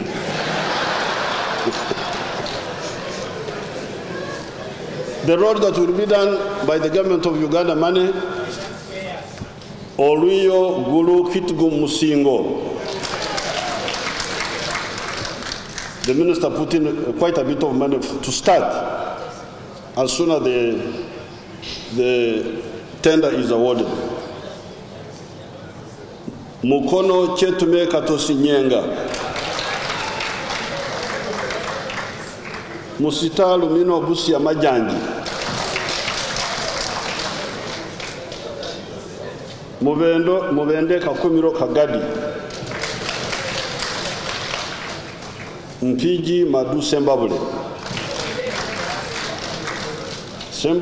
Villa Maria, Kafu Gulu, Moroto na Kapiripiriti, etc.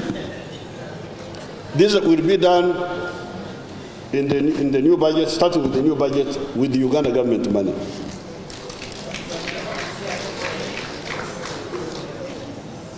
The ones completed or nearly completed that have been done by the government of Uganda are the following. Kampala Masaka, Busega Muduma Mitiana, Malaba Bugiri, Kawempe Kafu, Tororo Mbare, although it has delayed, but they are working on it. Mbare Soroti, Jinja Kamuli, Hoima Kaisotonya.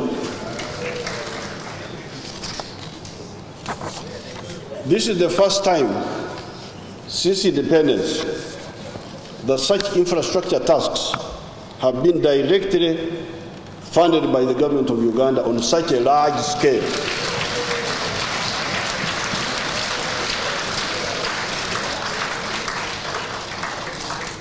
Emphasis on infrastructure, not only in Uganda, but in the whole of Africa, is justified because that is where one of the major bottlenecks is.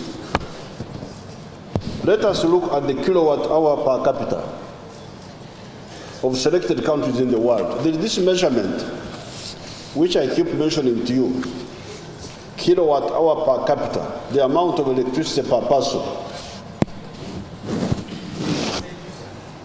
USA, 12,000 kilowatt hour per capita. UK, 5,000. France, 7,000. Egypt, 1,300. China, 3,000. India, 498. South Korea, 9,000 something. Nigeria, 107. South Africa, 4,000. Libya, 4,000. Niger, 38. Chad 8, Kenya 143, Uganda 150 now with the Bujagari 150, Tanzania 73, Rwanda 20, Burundi 26. The source is the internet. You just go on the internet.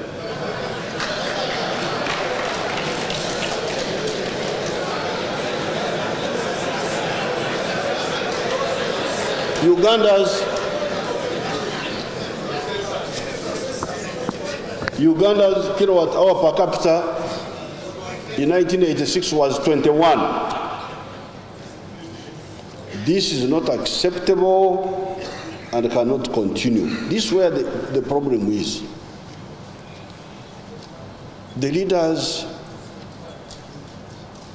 in Africa, all of you, including you, starting with you,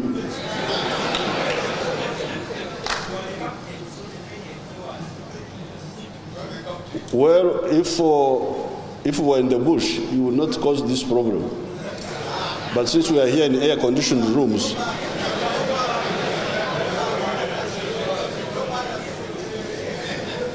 I will not go back. Instead, I will send you back.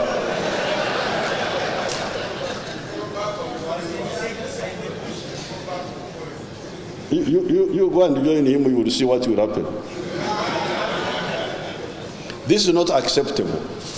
So please, let us know that Africa is really backward. Including Uganda, yes. And we work, we don't delay.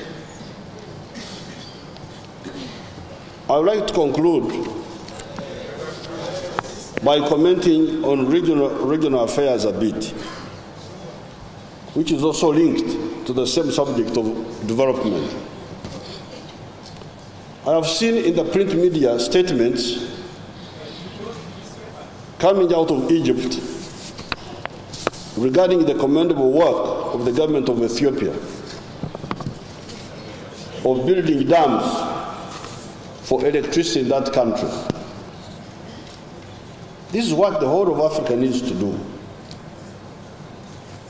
That is one reason the economy of Ethiopia has been growing in double digits. It is therefore advisable that the new government of Egypt and some chauvinist groups inside Egypt should not repeat the mistakes of the past Egyptian governments.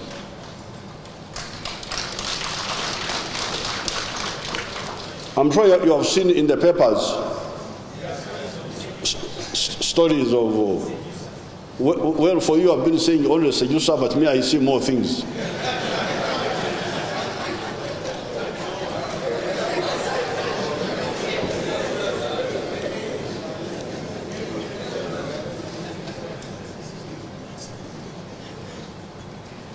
The Egyptians think that there is a threat to the Nile by building hydropower stations on the Nile. The biggest threat to the Nile is the continued underdevelopment in the tropics, i.e. lack of electricity and lack of industrialization. On account of these two, peasants cut the biomass for fuel wood.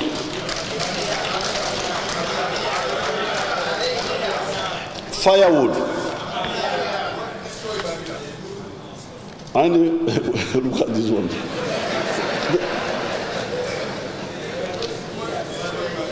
And invade the forests to expand primitive agriculture. Here in Uganda, the peasants destroy 40 billion cubic meters of wood per annum for firewood. 40 billion. 40 billion cubic meters of wood per annum destroyed for firewood. So when you get people like Richams pretending to talk about the environment, without talking about, you cannot talk about environment without talking about electricity.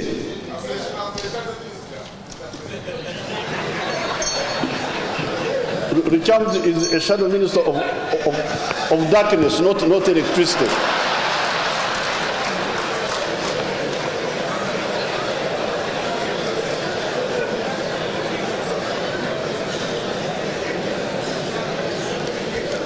Here in Uganda, the peasants destroy 40 billion cubic meters of wood per annum for firewood.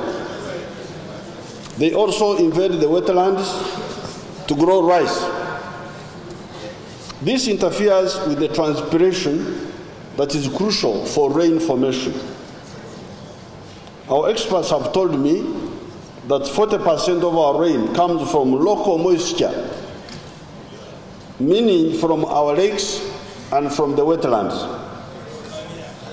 That's why, for instance, West Nile and West Acholi have got more rain than Karamoja, although they are on the same latitude.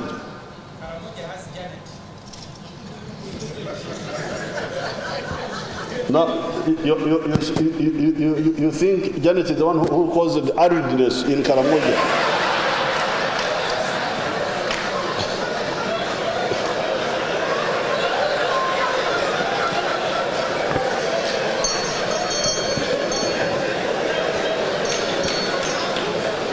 You can see these poor people need some attention. They are just lost.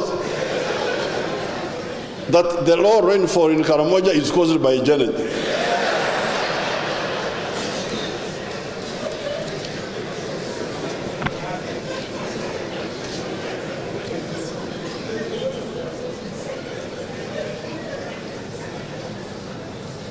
It is apparently on account of the huge wetlands in South Sudan, the forest in Congo, and the wetlands in Uganda, that West Nile and West Acholi are able to get much more rain than Karamoja, although they are on the same latitude.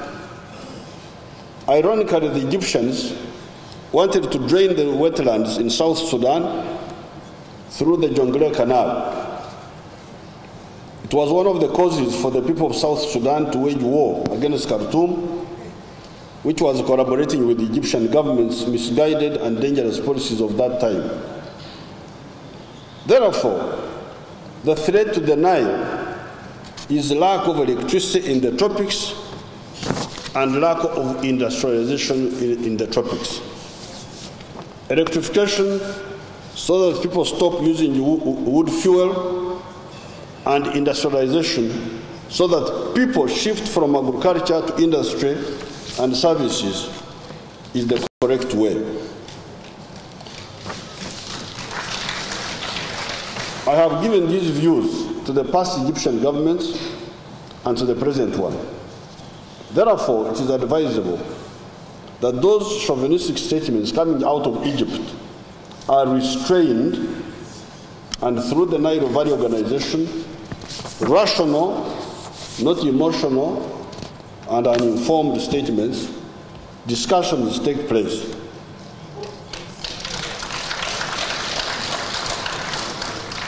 No African wants to hurt Egypt. However, Egypt cannot continue to hurt Black Africa and the countries of the tropics of Africa. I thank you, and I wish you good luck, especially for my young friends on this side.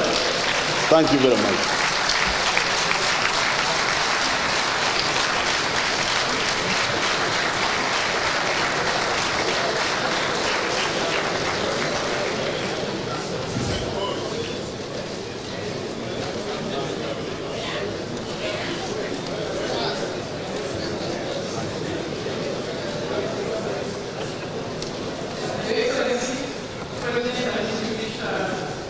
It's our time to